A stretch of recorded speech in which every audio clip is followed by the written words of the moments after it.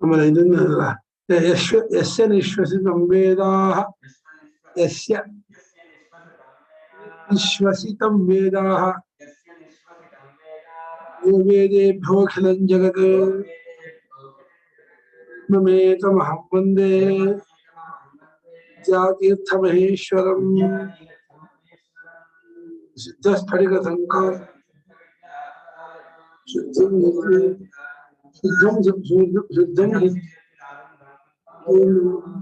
ಏನು ಹೊಡಿತೇನೆ ಅಯ್ಯೋ ಅಪದ್ಯ ಹೊಡೆದ ಗ್ರೇಸಲ್ಲ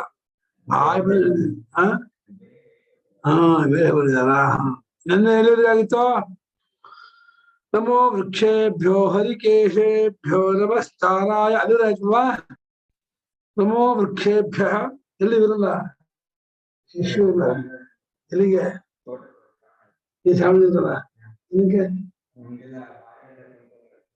ಓಹೋ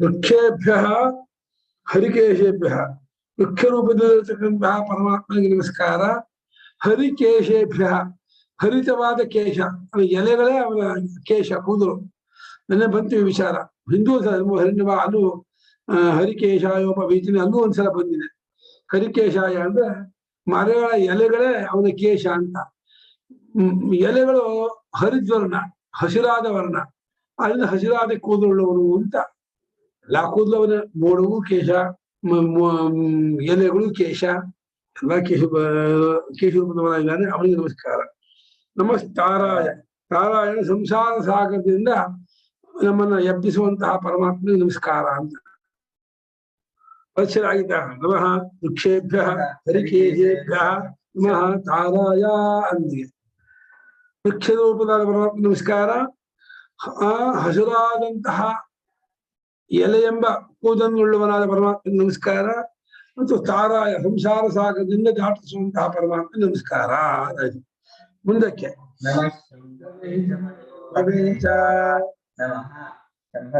ಶಂಭವೇ ಶಮ್ಮನ ಸುಖ ಶಂಭವಜ್ಞ ಸುಖವನ್ನುಂಟು ಮಾಡುವಂತಹ ಪರಮಾತ್ಮ ನಮಸ್ಕಾರ ಪ್ರಪಂಚಕ್ಕೆ ಶಾಂತಿ ಸುಖ ಸಿಗಬೇಕಾದ್ರೆ ಪರಮೇಶ್ವರನಿಂದ ಪರಮಾತ್ಮನಿಂದಲೇ ದೊರಕಬೇಕು ಅವನ ಆನಂದ ಸ್ವರೂಪನಾದ್ರಿಂದ ಹೇಗೆ ಸಕ್ಕರೆಯಿಂದಲೇ ಸಿಹಿ ಸಿಗುತ್ತೋ ಬೆಲ್ಲದಿಂದಲೇ ಸಿಗುತ್ತೋ ಹಾಗೆ ಪರಮಾತ್ಮನಿಂದಲೇ ಸುಖ ಶಾಂತಿ ಅಂದ್ರೆ ಶಂಭವೇ ಸುಖವನ್ನುಂಟು ಮಾಡುವ ಪರಮಾತ್ಮನಿಗೆ ನಮಸ್ಕಾರ ಮಯ ಅನ್ನೋದು ಈ ಒಂದು ಐಹಿಕ ಸುಖ ಆಮುಷ್ಮಿಕ ಸುಖ ಮಯೋಭುವ ಅಂತ ಮಯ ಅನ್ನುವ ಆನಂದವೇ ಅದೇ ಆಮುಷ್ಮಿಕ ಸುಖಕ್ಕೆ ಮಯೋಭುವ ಅಂತ ಹೇಳ್ತಾರೆ ಐಹಿಕ ಸುಖಕ್ಕೆ ಶಂಭವೇ ಅಂತ ಅಂತಹ ಪರಮಾತ್ಮ ನಮಸ್ಕಾರ ನಮಃ ಶಂಕರಾಯ ನಮಃ ಶಂಕರಾಯ ಶಂಕರಾಯ ಚ ಮಯಸ್ಕರಾಯ ಶಂ ಕರೋತಿ ಶಮ್ಮನ ಸುಖವನ್ನುಂಟು ಮಾಡುವ ಆಸನದಿಂದ ನೋಡಿ ಅಲ್ಲೂ ಶಂಭವೇ ಉಂಟು ಇದಕ್ಕೆ ಏನ್ ಮಾಡಿದ್ದಾರೆ ಅಂದ್ರೆ ತಂದೆಯೇ ಮೊದಲಾದವಂತೆ ವಿಷಯ ಸುಖಕ್ಕೆ ಕಾರಣ ಆಗುವ ಶಂಕರ ನಮಸ್ಕಾರ ಮಾಡಿದ್ದಾರೆ ಆನಾಚಾರ್ಯ ಪುನರುಕ್ತಿ ಆಗತ್ತೆ ಅಂತ ಹೇಳಿ ಶಂಭವೆಗೂ ಶಂಕರಕ್ಕೂ ವ್ಯತ್ಯಾಸ ಆಗತ್ತೆ ಅಂತ ಹೇಳಿ ಅವರು ಭಟ್ಟಭಾಸ್ಕರರು ಅಭ್ಯುದಯವಾದಂತಹ ಸುಖವನ್ನು ಕೊಡುವವನು ಶಂಭು ಸರ್ವ ಪ್ರಾಣಿಗಳಿಗೂ ಸುಖವನ್ನು ಕೊಡುವವನು ಶಂಕರ ಅಂತ ಅರ್ಥ ಮಾಡಿದ್ದಾರೆ ಶಬ್ದ ಮಾತ್ರ ಅಷ್ಟೇ ಶಂ ಕರೋದು ಯಾಕಂದ್ರೆ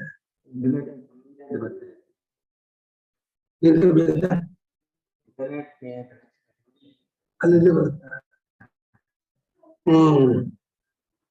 ಇದು ಶಂಕರ ಅಂದ್ರೆ ಸುಖವನ್ನುಂಟು ಮಾಡುವವನು ಆಮೇಲೆ ಆಮುಷ್ಮಿಕ ಸುಖ ಐಹಿಕ ಸುಖ ಸರ್ವ ಪ್ರಾಣಿಗಳ ಸುಖ ಎಲ್ಲಾ ತರಹದ್ದಾದ ಸುಖ ನಿಮಗೆ ಸುಖ ಸ್ವರೂಪದಲ್ಲಿ ವ್ಯತ್ಯಾಸ ಇಲ್ಲವಾದರೂ ನಿಮಿತ್ತಗಳು ಬೇರೆ ಬೇರೆ ಇದೆಯಲ್ಲ ಐಹಿಕವಾದ ಈ ಲೋಕದ ಜನಕನಕ ವಾಹನ ವಸ್ತುವಿನ ಸಿಗುವಂತ ಸುಖ ಸ್ವರ್ಗಾದಿಗಳಲ್ಲಿ ಕಲ್ಪತರು ಮಂದಾರ ಅಲ್ಲಿನ ಅಮೃತ ಪಾಲ ಸುಖ ಹಾಗೆಯೇ ವೈಷಯಿಕ ಸುಖ ಈ ರೀತಿಯ ಸುಖಗಳು ಅನೇಕ ತರಹ ಇರೋದ್ರಿಂದ ಎಲ್ಲಾ ಸುಖಕ್ಕೂ ಅವನೇ ಒಡೆಯ ಆತಹ ಸುಖವನ್ನು ಉಂಟು ಮಾಡುವ ನಮಸ್ಕಾರ ಅಂದ್ರೆ ಸಾಧನ ಮಯೋಭವ ಅಂದ್ರೆ ವಿಷಯ ಸುಖ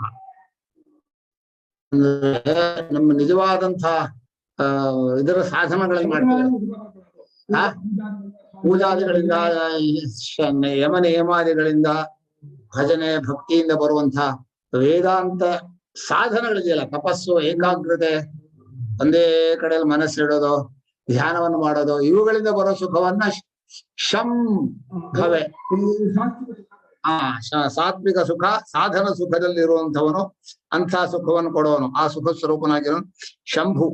ಶಂ ಅಂದ್ರೆ ಸುಖ, ಇದು ಮಯ ಅಂದ್ರೆ ವಿಷಯ ಸುಖ, ಭೋಗ ಸುಖ, ದುಡ್ಡು, ಆನುಕೂಲ್ಯ, ಒಳ್ಳೆ ಊಟ, ಒಳ್ಳೆ ನೋಟ, ಒಳ್ಳೆ ತಿಂಡಿ, ಹವಾ, ಒಳ್ಳೆ ಇದು ಮಯೋಭವ. ಮಯ ಅಂದ್ರೆ ವಿಷಯ ಸುಖಕ್ಕೆ ಮಯ ಅಲ್ಲೂ ಅಷ್ಟೇ, ವಿಷಯ ಮಯೋಭವೇ. ನಮಃಶಂಕರಾಯ ಚ ಅನ್ನೋದು ಬಹಳ ವಿಶೇಷವಾದಂತಹ ಮಂತ್ರ. ನಮಗೆ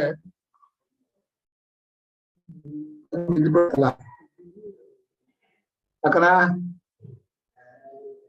ನಮಃಶಂಕರಾಯ ಚ ಮಯಸ್ಕರಾಯ ಚ ನಮಃ ಶಂಕರಾಯೇತಿ ಶಂಕರಾಯ. ಶಂ ಅಂದ್ರೆ ಆತ್ಮ ಸುಖವನ್ನು ಕೊಡೋನು ಅಂತ. ಇನ್ನೊಂದು ಆತ್ಮ ಸುಖವಲ್ಲದೆ ವೇದಾಂತ ವಿಚಾರದಿಂದ ಬರೋ ಸುಖ ಇದೆಯಲ್ಲ, ಅದು ಶಂಕರ. ಅವರು ಭಾಷ್ಯವನ್ನು ಬರೆದದ್ದೇ ಅದಕ್ಕೋಸ್ಕರ. ನಮ್ಮ ಗುರುಗಳು ಪರಮಹಂಸರ ಪಾರಿವ್ರಾಜ್ಯದ ಸಿರಿಯೇ ಜಯ ಜಯ. ಪರಮಹಂಸರ ನಿಜವಾದ ಸಂಪತ್ತು ಶಂಕರ ಭಾಷ್ಯ. ಶಂಕರ ಭಾಷ್ಯ ಒಂದನ್ನೇ ನಿರಂತರವಾಗಿ ಚಿಂತನೆ ಮಾಡ್ತಾ ಇದ್ರೆ ಮತ್ತೇನು ಬೇಡ. ಜಪದಪಾದ್ಯನ್ಯ ಕರ್ತವ್ಯತಾ ಭಾವ ಪ್ರದರ್ಶನಾರ್ಥಂ ನಿತ್ಯ ಮಿತಿ ಶಬ್ದ. ಧ್ಯಾನ ಯೋಗ ಪರೋ ನಿತ್ಯಂ ಅನ್ನುವಾಗ ಧ್ಯಾನಂಚ ಯೋಗಶ್ಚ ಧ್ಯಾನ ಯೋಗೌ ಧ್ಯಾನಂ ಆತ್ಮಚಿಂತನಂ ತಸ್ಮಿನ್ನೇವ ಏಕಾಗ್ರತ ಅಂತ ಮಾಡಿ, ಹೀಗೆ ಶಂಕರ ಅನ್ನುವಂತಹ ಒಂದು ಸ್ವರೂಪ ಇದೆಯಲ್ಲ, ಅವರು ಹೇಗಿದ್ರು, ಹೇಗೆ ಅವತಾರ ಮಾಡಿದ್ರು ಗೊತ್ತಿಲ್ಲ, ಒಟ್ಟು ನಮಗೆ ಶಂಕರ ಯಾವಾಗಲೂ ಜೊತೆಲಿರ್ಬೇಕು. ನಾವು ಶಂಕರರ ಸ್ಮರಣೆಯಲ್ಲಿರ್ಬೇಕು, ಶಂಕರರಿಗೆ ಎಲ್ಲವನ್ನು ಅರ್ಪಣೆ ಮಾಡಬೇಕು. ಆದ್ರಿಂದ ಶಂಕರ ಭಾಷ್ಯದಿಂದ ಬರುವ ಆನಂದ, ಶಂ ಅಂದ್ರೆ ಅಧ್ಯಾತ್ಮ ವೇದಾಂತ ತತ್ವಜ್ಞಾನದಿಂದ ಬರುವಂತಹ ಆನಂದ ಶಂಕರಾಯಚ. ಆ ಶಂಕರರಲ್ಲೂ ಅದಕ್ಕೆ ಅನುಕೂಲ ಮಾಡಿಕೊಟ್ರೆ, ಅಂದ್ರೆ ಅಧ್ಯಾತ್ಮ ಶಾಸ್ತ್ರ ಓದೋದಕ್ಕೆ, ಅಧ್ಯಯನ ಮಾಡೋದಕ್ಕೆ ಅನುಕೂಲಾದಿಗಳಿಗೆ ಒದಗತ್ತಲ್ಲ, ಅದು ಮಯಸ್ಕರ. ಆ ಮಾರ್ಗದಲ್ಲಿ ಇಲ್ಲಿ ಮಯೋಭುವ ಅಂದ್ರೆ ವಿಷಯ ಸುಖ ಮಾಡಿದ್ವಿ.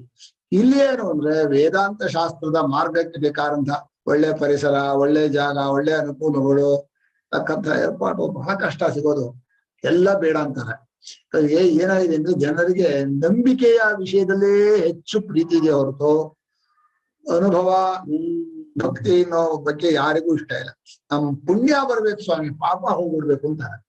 ಪುಣ್ಯ ಪಾಪಗಳ ವಿಷಯದಲ್ಲಿ ಕರೆಕ್ಟ್ ಅದು ಸಾಧನದಲ್ಲಿ. ಅದು ಬರೀ ನಂಬಿಕೆಯಲ್ಲೇ ವೇದಗಳನ್ನ ನಂಬೋದು ಅಷ್ಟರಲ್ಲೇ ಇದ್ರೆ ವೇದದ ನಿಜವಾದ ಅರ್ಥ ಕೈಗೆ ಸಿಗೋದು.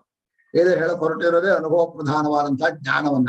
ಆ ಅನುಭವ ಪ್ರಧಾನವಾದ ಜ್ಞಾನಕ್ಕೆ ಬರೋಕ್ಕೋಸ್ಕರ ಬಾಕಿ ಉಳಿದ ಅನುಷ್ಠಾನಗಳು, ಸಾಧನಗಳು ಎಲ್ಲ ಇವೆ. ಅದು ನಾವು ಇನ್ನೂ ಅಲ್ಲೇ ಇದ್ರೆ, ನಾವು 1ನೇ ಕ್ಲಾಸಲ್ಲೇ ಚೆನ್ನಾಗಿರ್ತೀವಿ, ಮುಂದಿನ ಕ್ಲಾಸ್ಗೆ ಹೋಗಲ್ಲ ಅಂದ್ರೆ ಏನ್ ಹೇಳೋದು. ಆದ್ರಿಂದ ಶಂಕರಾಯ ಚ ಅಂದ್ರೆ ಶಂಕರರ ಸ್ವರೂಪರಾಗಿ ಬಂದು ಪ್ರಸ್ಥಾನತ್ರಯ ಭಾಷ್ಯವನ್ನು ಬರೆದ್ರು. ಆದ್ರೆ ಒಂದು ಜಾಗದಲ್ಲೂ ಧಮ್ಮದು ಅನ್ನೋದನ್ನು ಏನು ಹೇಳ್ಕೊಳ್ಳಿಲ್ಲ.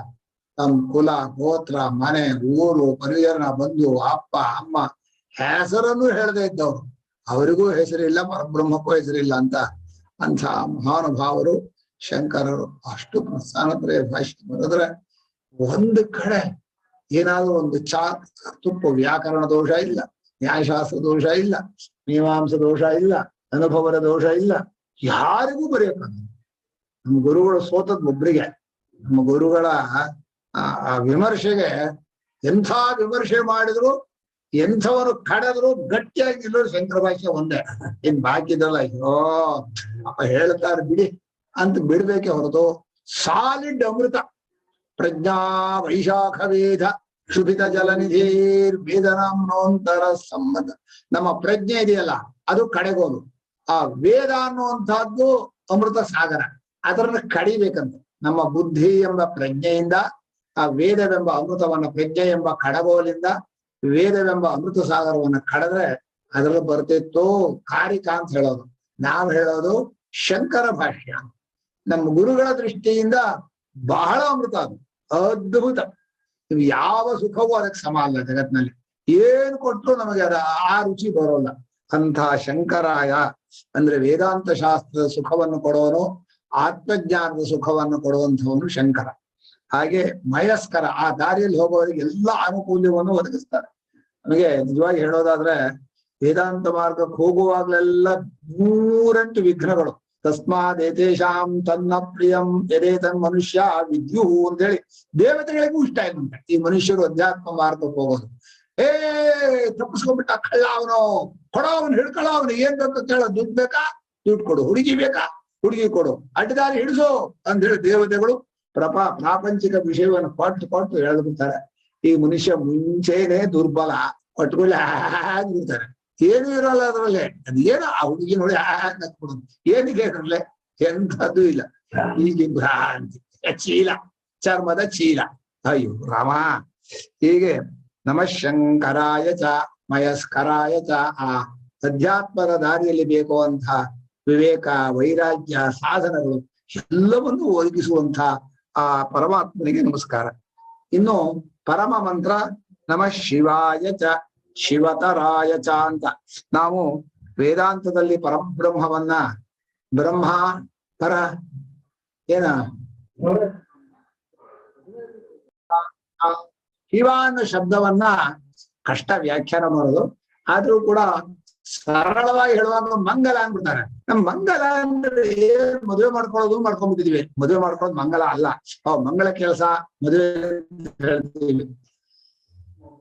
ಹೋಗೋ ಸಂಧ್ಯಾ ಮಾಡ, 5:15 ಸಂಧ್ಯಾ ಮಾಡೋದು, 7 ಕಲೆ ಆಯ್ತಲ್ವಾ, 6:30 7 ಗಂಟೆ ಅವಳು ಮುಗಿಸ್ಬೇಕು. ಹೌದ್ರಿ. ಹೀಗೆ ಮಂಗಳಕರವಾದಂತಹದ್ದು ಅಂದ್ರೆ ಏನರ್ಥ ಅಂತ ನಿಮ್ಮಲ್ಲಿ ಕೇಳಿದ್ರೆ ನೀವೇನ್ ಹೇಳ್ತೀರಾ? ಯಾವುದು ಮಂಗಳ?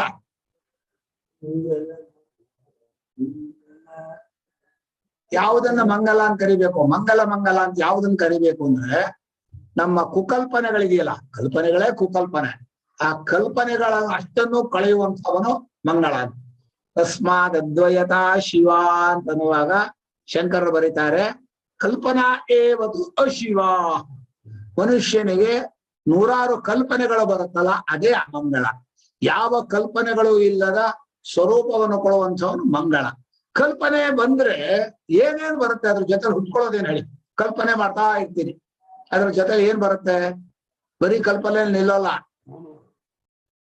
ಕಾಮ ಬರುತ್ತೆ. ಮೊದಲು ಆಸೆ ಹುಟ್ಕೊಳ್ಳುತ್ತೆ. ಕಲ್ಪನೆಯಿಂದ ಏನ್ ಹುಟ್ಕೊಳ್ಳುತ್ತೆ? ಸುಭ್ರೂ ಸುನಾಖ ಸುನಾಸ ಸೂಚಿ ಸುನೇತ್ರ. ಕಲ್ಪನೆ ಅಂದ್ರೆ ಹುಚ್ಚು ಕಲ್ಪನೆಗಳು. ಪ್ರಪಂಚದ ಪ್ರತಿಯೊಂದು ವಸ್ತುವಿನಲ್ಲೂ ಕಲ್ಪನೆಯ ರಾಶಿ. ಕಲ್ಪನೆಗಳು ಕೆಟ್ಟ ದಾರಿ ಕರ್ಕೊಂಡು ಹೋಗೋದೇ ಕಲ್ಪನೆಗಳು. ನಮ್ಮನ್ನ ಕಾಮಾದಿ ದೋಷಗಳು ಕೊಡಿಸೋದೇ ಮನುಗಳು. ಭಯದಲ್ಲಿ ಮೂಡಿಸೋದು ಕಲ್ಪನೆ. ಆಸ್ಪತ್ರೆಗೆ ಸೇರಿದ್ದಾರೆ, ಏನಾಗ್ಬಿಡುತ್ತೋ ಏನೋ, ಏನಾಗತ್ತೆ, ಏನು ಇದ್ದದಿಲ್ವಾಗೋಲ್ಲ, ಇಲ್ಲದ್ ಬರೋದಿಲ್ಲ. ಆ ಕಲ್ಪನೆ ಯಾಕೆ? ಈ ಕಲ್ಪನೆಗಳು ಪ್ರತಿಯೊಂದು ಜಾಗದಲ್ಲೂ ನೀವು ಯೋಚನೆ ಮಾಡಿ. ಭವಿಷ್ಯದ ಕಲ್ಪನೆ, ಭೂತದ ಸ್ಮರಣೆಯ ಕಲ್ಪನೆ, ಬರೀ ಕಲ್ಪನಾ ರಾಶಿ ಮುಗಿಯುತ್ತಾರೆ. ಆ ಕಲ್ಪನೆಗೆ ಕೊನೆ ಇಲ್ಲ. ಕಲ್ಪನೆ ಆದ್ಕೊಳ್ಳೆ ಕಾಮ, ಆ ಕಾಮನೆಯಿಂದ ಇಂಥ ದೋಷಗಳು. ಹೀಗೆ ಸಮಸ್ತ ಕಲ್ಪನೆಗಳನ್ನು ಕಳೆಯೋಕ್ಕೋಸ್ಕರ ಅಷ್ಟೂ ಕಲ್ಪನೆಗಳು ಹುಟ್ಟಿರೋದು ತಪ್ಪು ತಿಳುವಳಿಕೆಯಿಂದ. ಯಾವುದನ್ನು ತಪ್ಪು ತಿಳ್ಕೊಂಡ್ವಿ ಅಂದ್ರೆ ನಮ್ಮ ಆತ್ಮನಾಗಿರುವ ಸಾಕ್ಷಿಯನ್ನು ತಪ್ಪು ತಿಳ್ಕೊಂಡ್ವಿ. ನಾನು ಅಂತ ಅನ್ನಿಸ್ಕೊಳ್ಳೋ ಹುಟ್ಟು ಹಾಕೊಂಡ್ವಲ್ಲ, ದೇಹೇಂದ್ರಿಯಗಳ ಜೊತೆ ಬೆರಕೆ ಮಾಡ್ಕೊಂಡು, ಅದೊಂದು ಕಲ್ಪನೆ. ಆ ನಾನು ದೇಹ ಎಲ್ಲ ಸೇರ್ಕೊಂಡು ಪ್ರಪಂಚಕ್ಕೆ ಮತ್ ಕಲ್ಪನೆ. ಆ ಪ್ರಪಂಚದ ಒಂದೊಂದು ವಸ್ತುವಿನಲ್ಲೂ ಕಲ್ಪನೆ. ನಮ್ ಜೊತೆಗಾರರು ಇರ್ತಾರಲ್ಲ, ಅವ್ರ ಬಗ್ಗೆನೂ ಕಲ್ಪನೆಗಳು. ಅವ್ರ ಮನಸ್ಸು ಆಗಿದೆ, ಇವ್ರ ಮನಸ್ಸು ಹೀಗಿದೆ. ಯಾರ ಮನಸ್ಸನ್ನು ನೋಡಿದಿರಿ ನೀವು? ಯಾರ ಮನಸ್ಸನ್ನು ಅರ್ಥ ಮಾಡ್ಕೋತೀರಿ? ನಿಮ್ ಮನಸ್ಸ ನಿಮ್ಗೆ ಅರ್ಥ ಆಗಲ್ಲಪ್ಪ, ಇನ್ನೊಬ್ರ ಮನಸ್ಸನ್ನು ಊಹೆ ಮಾಡ್ತೀವಿ. ಅವರು ಬಹಳ ಒಳ್ಳೆಯವ್ರು ಕಂಡು, ಏನ್ ಒಳ್ಳೆಯವರು, ಏನ್ ಕೆಟ್ಟವರು. ಇನ್ನೊಬ್ರ ಮನಸ್ಸನ್ನು ನೋಡೋಕೆ ಹೋಗ್ಬ. ನೇರ ನಾವು ನಮ್ಮ ಮನಸ್ಸನ್ನ ಎಲ್ಲಿ ಒಪ್ಪಿಸಬೇಕೋ ಅಲ್ಲಿ ಒಪ್ಪಿಸ್ಬೇಕು. ಮನಸ್ಸಿಗೆ ಹೆಸರು ಗೊತ್ತಾ? ಸುಮನಸ್ ಅಂದ್ರೆ ಹೂವಿನ ತರ ಮೃದುವಾದಂತಹದ್ದು ಮನಸ್ಸು. ಆ ಒಳ್ಳೆ ಮನಸ್ಸನ್ನ ಸುಮನಸ್ಸಾಗಿ ಮಾಡಿ ಪರಮಾತ್ಮನ ಚರಣಕ್ಕೆ ಅರ್ಪಣೆ ಮಾಡಿಬಿಟ್ರೆ ಆ ಮನಸ್ಸಲ್ಲಿ ಯಾವ ಕಲ್ಪನೆಗಳು ಉಳಿಯಲ್ಲ. ಬಹಳ ಅದ್ಭುತವಾದಂತಹದ್ದು. ಮನುಷ್ಯನಿಗೆ ಯಾರು ಕಲ್ಪನೆಗಳನ್ನು ಕಳೆಯುತ್ತಾನೋ ಅವನೇ ಗುರು. ಯಾರು ಕಲ್ಪನೆಗಳಿಂದ ಬಿಡಿಸಿ ಅತ್ಯಂತ ನಿಜವಾದ ಪ್ರೇಮವನ್ನ, ನಿಜವಾದ ಅನುಭವವನ್ನ, ನಿಜವಾದ ವಿವೇಕವನ್ನು ಕೊಡ್ತಾನೋ ಅವನೇ ಶಿವ. ಹೀಗೆ ಶಿವನು ತಾನೂ ಕಲ್ಪನೆಗಳನ್ನ ಕಳಿಸಿ, ಅದಕ್ಕೆ ನಮ್ಮ ಗುರುಗಳು ಸರ್ವಾಧ್ಯಾಸ ನಿರಾಸಕೃತಂದು ತಪ್ಪು ತಿಳುವಳಿಕೆಯ ಕಲ್ಪನೆಗಳ ಅಷ್ಟನ್ನೂ ಸಾಕ್ಷಿಯಾಗಿ ನಿಂತ್ಕೊಂಡು ಹೊಡೆದಾಕ್ತಾ ಇದ್ದಾನೆ. ಸರ್ವಾತ್ಮನಾಗಿ, ಎಲ್ಲರ ಕಣ್ಣಾಗಿ, ಎಲ್ಲರ ಆತ್ಮನಾಗಿ ಸರ್ವಾತ್ಮ ಸರ್ವದೃಕ್ ಯೋಸೌ ಸರ್ವಾಧ್ಯಾಸ ನಿರಾಸಕೃತ ಸತತಂ ಸನ್ನಿಧತ್ತಾಮೆ ಹೃದಯೇ ಪರಮಶಿವ ಅಂತ ಹೇಳಿ ಸುಗಮದಲ್ಲಿ ಮೊದಲು ಬರೆದ್ರು. ಅಂದ್ರೆ ನಮ್ಮ ಜೀವನದಲ್ಲಿ ಆ ಪರಮಾತ್ಮನನ್ನ ನಾವು ಆರಾಧನೆ ಮಾಡುವಾಗ ನಾನು ಎಲ್ಲೂ ಕಲ್ಪನೆ ಹುಟ್ಟಾಕ್ಬೇಡ, ನನಗೆ ಏನಿದ್ರು ಪರಮಾರ್ಥದ ದಾರಿ ಬೇಕು, ಏನಿದ್ರು ವಿವೇಕ ಶುದ್ಧವಾದ ಪ್ರೇಮ ಬೇಕು. ಪ್ರೇಮದಲ್ಲಿ ಕಲ್ಪನೆ ಬೆರೀತು ಅಂದ್ರೆ ಕೆಟ್ಟ ಎಳಕೊಂಡು ಹೋಗೇ ಬಿಡತ್ತೆ. ಹುಟ್ಟಾಕೊಳ್ಳೋದೇ ಕಲ್ಪನೆಯಿಂದ, ಆ ಕಲ್ಪನೆಯಿಂದ ಆ ಪ್ರೇಮ ಇನ್ನೂ ಒಂದಷ್ಟು ಬೆಳೆಯುತ್ತೆ. ಆ ಪ್ರೇಮದಿಂದ ಕಲ್ಪನೆ, ಕಲ್ಪನೆಯಿಂದ ಪ್ರೇಮ, ಅಡ್ಡದಾರಿ ಹೋದ, ಎಲ್ಲೆಲ್ಲ ಹೋದ ಅದು ಮಿಥ್ಯಾಭಿಮಾನ, ಸುಮ್ಮನೆ ಹಿಡ್ಕೊಳ್ಳೋ ಹುಚ್ಚು, ಆಮೇಲೆ ಅಯ್ಯೋಯ್ಯೋ ಹಿಡ್ಕೊಳ್ಳೋದು. ಏನು ಆ ದಾರಿ ಖಂಡಿತ ಬಹಳ ಕೆಟ್ಟ ದಾರಿ. ಆದ್ರಿಂದ ಪ್ರೇಮದಲ್ಲೂ ಕಲ್ಪನೆ ಬೆರೆಯದೆ, ಜ್ಞಾನದಲ್ಲೂ ಕಲ್ಪನೆ ಬೆರೆಯದೆ, ಪರಮಾರ್ಥ ಅನುಭವದಲ್ಲಿದ್ದಂಥ ಸ್ವರೂಪಕ್ಕೆ ಶಿವ ಅಂತ ಹೆಸರು. ಅದಕ್ಕೆ ಶಾಂತಂ ಶಿವಂ ಅದ್ವೈತಂ ಅಂತ ಹೇಳಿ ಪರಮಾತ್ಮನನ್ನ ಓಂಕಾರ ರೂಪ ಆಗುವಾಗ ಅಪೂರ್ವೋ ನಪರೋ ಅನಪರ ಪ್ರಣವೋ ಅಲ್ಲ ಅಲ್ಲ ಇನ್ನು ಪ್ರಣವ ಶಿವ ಅಂತ ಬರುತ್ತಲ್ಲಪ್ಪ ಕೊನೆಯಲ್ಲಿ. ಹೀಗೆ ಓಂಕಾರ ಸ್ವರೂಪ ಅನ್ನುವಂತಹದ್ದು ನಿಜವಾಗಿ ನಿಮ್ಮನ್ನು ಕರ್ಕೊಂಡು ಹೋಗಿ ಯಾವ ಕಲ್ಪನೆಗಳು ಬರದೇ ಇರುವ ಪರಮಸ್ವರೂಪ ಪರಮಾರ್ಥ ಸ್ವರೂಪದಲ್ಲಿ ಆತ್ಮ ಸ್ವರೂಪದಲ್ಲಿ ನೆಲೆಗೊಳಿಸುತ್ತೆ. ಆಗ್ಲೇ ಅದು ಶಿವ ಅಂತ ಹೆಸರು. ಹೀಗೆ ಶಿವ ಅನ್ನುವಂತಹ ಪದದಲ್ಲಿ ನಿಮಗೆ ವೇದಸ್ಯೋಪಶಮ ಶಿವ ಓಂಕಾರೋ ವಿದಿತೋ ಏನ ಸಮುನೇತರೋ ಜನ ಅಂತೇಳಿ ಗೌಡಪಾದರು. ಆ ಗೌಡಪಾದರು ಸ್ವಾಮಿ ಅವ್ರು ಎಲ್ಲಿದ್ರು ಹೇಗಿದ್ರು ಅಂತ ಹುಡ್ಕಕ್ ಹೋದ್ರೆ ಸಿಗೋದೇ ಇಲ್ಲ ಕಣ್ಣ. ಬಹಳ ಬೇಜಾರಾಗತ್ತೆ. ಭಾರಿ ಬುದ್ಧಿವಂತರು. ಈ ಜಗತ್ತಿನ ಅಷ್ಟೂ ಬುದ್ಧಿವಂತರನ್ನು ಒಂದ್ ಕಡೆ ಕೂರಿಸಿದ್ರು, ಎಲ್ರನ್ನು ಗೆಲ್ಲೋ ಶಕ್ತಿ ಇರೋ ಗೌಡಪಾದರಿಗೆ. ಆ ಗೌಡಪಾದರ ಜೊತೆಯಲ್ಲಿ ನಿಂತ್ಕೊಳ್ಳೋರು ಶಂಕರ್, ಅವ್ರ ಜೊತೆಲಿ ನಿಂತ್ಕೊಳ್ಳೋರು ಇನ್ನೊಬ್ರು ಯಾರೋ ಸುರೇಶ್ವರು. ಈ ಮೂರೂ ಜನರನ್ನು ಕಳೆದು ಕೊಟ್ಟವ್ರು ನಮ್ಮವರು ಯಾರ ಸಚ್ಚಿದಾನಂದೇಂದ್ರ ಸರಸ್ವತಿ ಸ್ವಾಮಿ. ಅದೇನು ಬುದ್ಧಿ, ಅದೇನು ಪ್ರೇಮ, ಅದೇನು ವಿಚಾರ ಶಕ್ತಿ. ನೀವೇನಾದ್ರೂ ಕೇಳ್ರಿ ಪ್ರಶ್ನೆನ ಅಲುಗಾಡೋದೇ ಇಲ್ಲ, ಒಂದು ಚೂರು ಆ ಕಡೆ ಸೇರ್ಕೊಳ್ಳೋಲ್ಲ. ನೇರ ಅನುಭವ, ನೇರ ವಿವೇಕ, ಪರಮಾರ್ಥವಾದಂತಹ ಸ್ವರೂಪ, ಅಂಥ ಅನುಭವ, ಅಂಥ ಪರಮ ಪ್ರೇಮ. ಅದು ಏನ್ ಬರ್ದಿದ್ದಾರೆ, ಅದು ಏನು ಅನಂತವಾದ. ಅದಕ್ಕೆ ಈ ಶಿವಸ್ವರೂಪವನ್ನ ಬಹಳವಾಗಿ ಧ್ಯಾನ ಮಾಡ್ಬೇಕು ಅಂತಾರೆ. ಶಿವಸ್ವರೂಪವೇ ಶಿವಹರ ಶಂಕರ ಗೌರೀಶಂ ಅಂತ ಹೇಳಿ ಅಂಧಾರಿಗೆ ಧ್ಯಾನ ಮಾಡ್ತೀವಿ. ಶಿವ ಶಿವ ಶಿವೇತಿ ಶಿವೇತಿ ಶಿವೇತಿ ವಾ ಭವ ಭವೇತಿ ಭವೇತಿ ಭವೇತಿ ವಾ ಹರ ಹರೇತಿ ಹರೇತಿ ಹರೇತಿ ವಾ ಭಜ ಮನ ಶಿವಮೇವ ನಿರಂತರಂ ಅಂತೇಳಿ ಈ ಎಡಬಿಡದೆ ಶಿವಸ್ವರೂಪವನ್ನ ಚಿಂತನೆ ಮಾಡೋನಿಗೆ ಯಾವ ಕೆಟ್ಟ ಕಲ್ಪನೆಯೂ ಬರಲ್ಲ, ಯಾವ ಭಯವೂ ಬರೋದಿಲ್ಲ, ಯಾವ ಕಾಮಾರಿ ದೋಷಗಳೂ ಇಲ್ಲ. ಪರಿಶುದ್ಧವಾದಂತಹ ಗುರುಗಳು ಸಿಗ್ತಾರೆ, ಪರಿಶುದ್ಧವಾದಂತಹ ಮಾರ್ಗ ಸಿಗತ್ತೆ. ಪರಮಾರ್ಥ ಅನ್ನೋದು ಕೈಯಲ್ಲಿ ಅಂಗೈಯಲ್ಲಿ ಇಟ್ಕೊಂಡು ನಲ್ಲಿ ಹಾಗೆ ಬಹಳ ಸ್ವಲ್ಪ ಇಟ್ಕೊಳ್ಬಹುದು. ಅಂಥ ವಿವೇಕ ವೈರಾಗ್ಯವನ್ನು ಕೊಡೋನು ಶಿವ. ಅಂಥ ನಮಃ ಶಿವಾಯ ಚ. ಅವನು ಶಿವತರ, ತಾನು ಶಿವ ಸ್ವರೂಪನಾಗಿ ಯಾರೇ ಹೃದಯದಲ್ಲಿದ್ದಾನೋ ಅವರಿಗೆ ಇನ್ನೂ ಹೆಚ್ಚು ತನ್ನನ್ನು ಕೊಡೋದಲ್ಲದೆ ಇನ್ನೂ ಹೆಚ್ಚಿನ ಶಕ್ತಿ ಕೊಡ್ತಾನೆ. ಪರಮಾತ್ಮನಿಗಿಂತ ಪರಮಾತ್ಮನನ್ನ ಅರ್ಥ ಮಾಡ್ಕೊಂಡು ಗುರುಗಳಿಗೆ ಇನ್ನೂ ವಿಶೇಷ ಶಕ್ತಿ. ಶಿವಶ್ಚ ಶಿವತರಶ್ಚ ಅಂತ ಮಂಗಳ ತರ. ಹಾಗೆ ಪರಮಾತ್ಮನು ಆತ್ಮನಾಗಿ ಶಿವನಾಗಿದ್ದಲ್ಲದೆ ಆಚಾರ್ಯನಾಗಿ ಶಿವತರನಾಗಿದ್ದಾನೆ. ಹೀಗೆ ಪರಮಾತ್ಮನ ಸ್ವರೂಪವನ್ನ ನಮಃ ಶಿವಾಯ ಚ ಶಿವತರಾಯ ಚ ಅಂತ ಹೇಳಿ ಇನ್ನು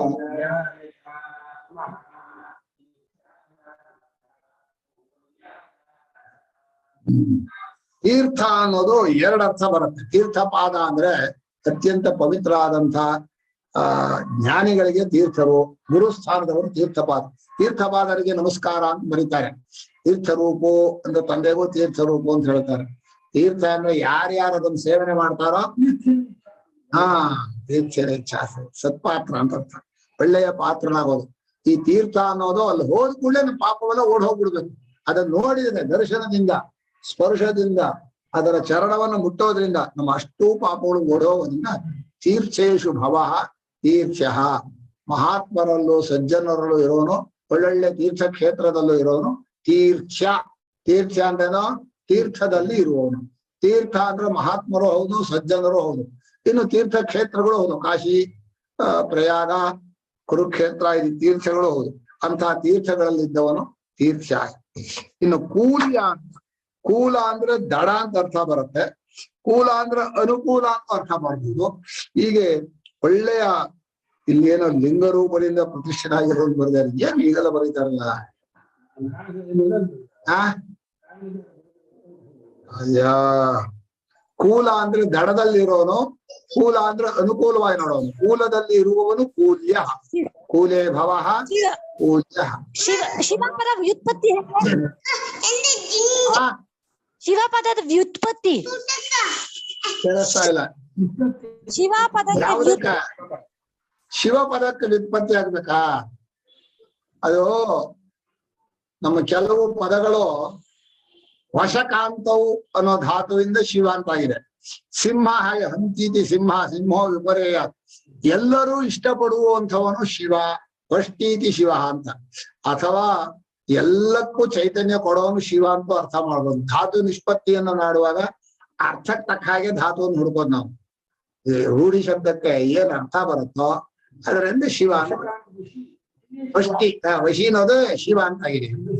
ವಶಿ ಅಂದ್ರೆ ಎಲ್ಲವನ್ನು ಕಂಟ್ರೋಲ್ ಮಾಡೋನು, ಎಲ್ಲರಿಗೂ ಇಷ್ಟಾರ್ಥವನ್ನು ಕೊಡೋನು, ಎಲ್ಲರಿಗೂ ಎಲ್ಲರ ಅಪೇಕ್ಷೆಗೂ ಅವನೇ ಗುರಿ. ನಿಮ್ಗೆ ಗೊತ್ತಿದ್ದೋ ಗೊತ್ತಿಲ್ದೋ ಯಾರನ್ನ ಅಪೇಕ್ಷೆ ಮಾಡ್ತಿದ್ದ ಪರಮಾತ್ಮನ್ನೇ ಅಪೇಕ್ಷೆ ಮಾಡ್ತೀನಿ. ಹಾಗೆ ಪರಮಾತ್ಮನು ಆತ್ಮನಾಗಿ ಸರ್ವಾತ್ಮನಾದ್ರಿಂದ ಎಲ್ಲರ ಅಪೇಕ್ಷೆಗೂ ವಿಶೇಷ ಅಂದ್ರೆ ಕಾಮ ಹುಟ್ಟೋದು ಅವನಿಂದ, ಕಾಮ ನಾಶವಾಗೋದು ಅವನಿಂದ. ಒಬ್ಬರು ಹೇಳ್ತಾರೆ ಕಾಮಾರಿಂ ಕಾಮತಾತಂವ ಕಂಚಿದೇಕಂ ಭಜಾಮಹೇ. ಕಾಮಾರಿ ಅಂದ್ರೆ ಶಿವ, ಕಾಮತಾತ ಅಂದ್ರೆ ವಿಷ್ಣು. ಕಾಮತಾತ ಅಂದ್ರೆ ಕಾಮ, ಅಪ್ಪ ಅಂದ್ರೆ ಕಾಮ ಉಂಟು ಮಾಡು. ಚೈತನ್ಯದಿಂದಲೇ ಕಾಮ ಬರೋದು, ಚೈತನ್ಯವಿಲ್ಲದೆ ಅಂದ್ರೆ ಕಾಮ ಬರೋಲ್ಲ. ಅರಿವಿಲ್ಲದೆ ಇದ್ದವನೇ ಗೊತ್ತಿಲ್ಲದೆ ಇರೋ ವಸ್ತು ಆಸೆ ಪಡೋದು ಹಾಗೆ. ಆದ್ರೆ ಅರಿವಿನ ಜೊತೆಯಲ್ಲೇ ಕಾಮ ಬರೋದನ್ನ ಕಾಮತಾತ. ಸರಿಯಾದ ಅರಿವಾಗ್ಬಿಟ್ರೆ ಕಾಮ ಹೋಗೇ ಬಿಡುತ್ತೆ, ಕಾಮ ಸುಟ್ಟು ಹೋಗ್ಬಿಡುತ್ತೆ, ಕಾಮವೇ ಹುಟ್ಟೋಲ್ಲ, ಹುಟ್ಟೇ ಇಲ್ಲ ಅಂತ ಆಗ್ಬಿಡುತ್ತೆ. ಅದನ್ನ ಕಾಮಾರಿ. ಕಾಮಾರಿಯೂ ಹೌದು, ಕಾಮತಾತನೂ ಹೌದು. ಹೀಗೆ ಪರಮಾತ್ಮನು ಶಿವನಾಗಿ ಎಲ್ಲವನ್ನೂ ಕೂಡ ಪರಿಪೂರ್ಣವಾಗಿ ಕೊಡೋನು ಹೌದು, ಎಲ್ಲರನ್ನು ಹತೋಟಿ ಮಾಡೋನು, ಎಲ್ಲರ ಅಪೇಕ್ಷೆಗೂ ಎಲ್ಲರ ಅಪೇಕ್ಷೆಗೂ ಗುರಿಯಾದವನು. ಗುರಿ ಅಂದ್ರೆ ಲಕ್ಷ್ಯ, ಗುರಿ ಅಂದ್ರೆ ನಿಮಿತ್ತ ಅಂತಲ್ಲ. ಹೀಗೆ ಶಿವ ಶಬ್ದವನ್ನ ತುಂಬಾ ಅರ್ಥ ಹೇಳ್ತಾರೆ. ನಮಗೆ ಇಷ್ಟವಾದ ಅರ್ಥ, ನಮಗೆ ಸರಿಯಾದ ದಾರಿಯಲ್ಲಿ ನಡೆಸಿ ನಮ್ಮ ಕೆಟ್ಟ ಕಲ್ಪನೆಗಳನ್ನ ಕಳೆಯುವವನು ಶಿವ ಇಟ್ಕೊಂಡ್ರು ಸಾಕು. ತುಂಬಾ ಅರ್ಥ. ನಾವು ಪದವನ್ನು ಉಚ್ಚಾರಣೆ ಮಾಡಿದ ಕೂಡ್ಲೆ ಆ ಅರ್ಥ ಮಿಂಚೋಗ್ಬೇಕು. 1 ಗಂಟೆ ಅರ್ಥ ಹೇಳಿ ಇದು ಒಂದು ಪದದ ಅರ್ಥ ಅಂದ್ರೆ ಆ 1 ಗಂಟೆ ಅರ್ಥ ಹೇಗೆ ಬರುತ್ತೆ ನಿಮ್ ಮನಸ್ಸು. ಹೀಗೆ ನಮ್ಮ ತೀರ್ಥ್ಯಾಯಚ ಕೂಲ್ಯಾಯಚ ಅಂದ್ರೆ ಅನುಕೂಲವಾಗಿ ನಡ್ಕೊಳ್ಳೋನು, ದಡದಲ್ಲಿದ್ದು ಎಬ್ಸೋನು ಅಂತ. ಮುಂದೆ ಪ್ರಧಾನ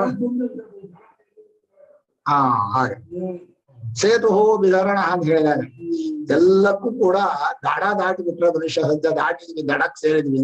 ಹಾಗೆ ಪರಮಾತ್ಮನ ದಾರಿಗೆ ಸೇರ್ಬಿಟ್ರೆ ನೆಮ್ಮದಿ, ಒಳ್ಳೇದಾಗಿ ಭದ್ರವಾದ ದಾರಿಯಲ್ಲಿ ಇದೀವಪ್ಪ, ಇನ್ನೇನ್ ತೊಂದರೆ ಇಲ್ಲ, ಎಲ್ಲೋ ದಾರಿ ಸಿಕ್ಕಲ್ಲ, ಎಲ್ಲೋ ಹೋಗ್ತಾ ಇದೀವಿ ಅಂತ ಹೇಳಿ ಅಡ್ಡ ದಿಡ್ಡಿ ಹೋಗಬಾರ್ದು, ಕೆಟ್ಟ ದಾರಿ ಹೋಗಬಾರ್ದು ಅಂದ್ರೆ ಕೂಲ್ಯಾಯಚ ಪಾರ್ಯಾಯಚ.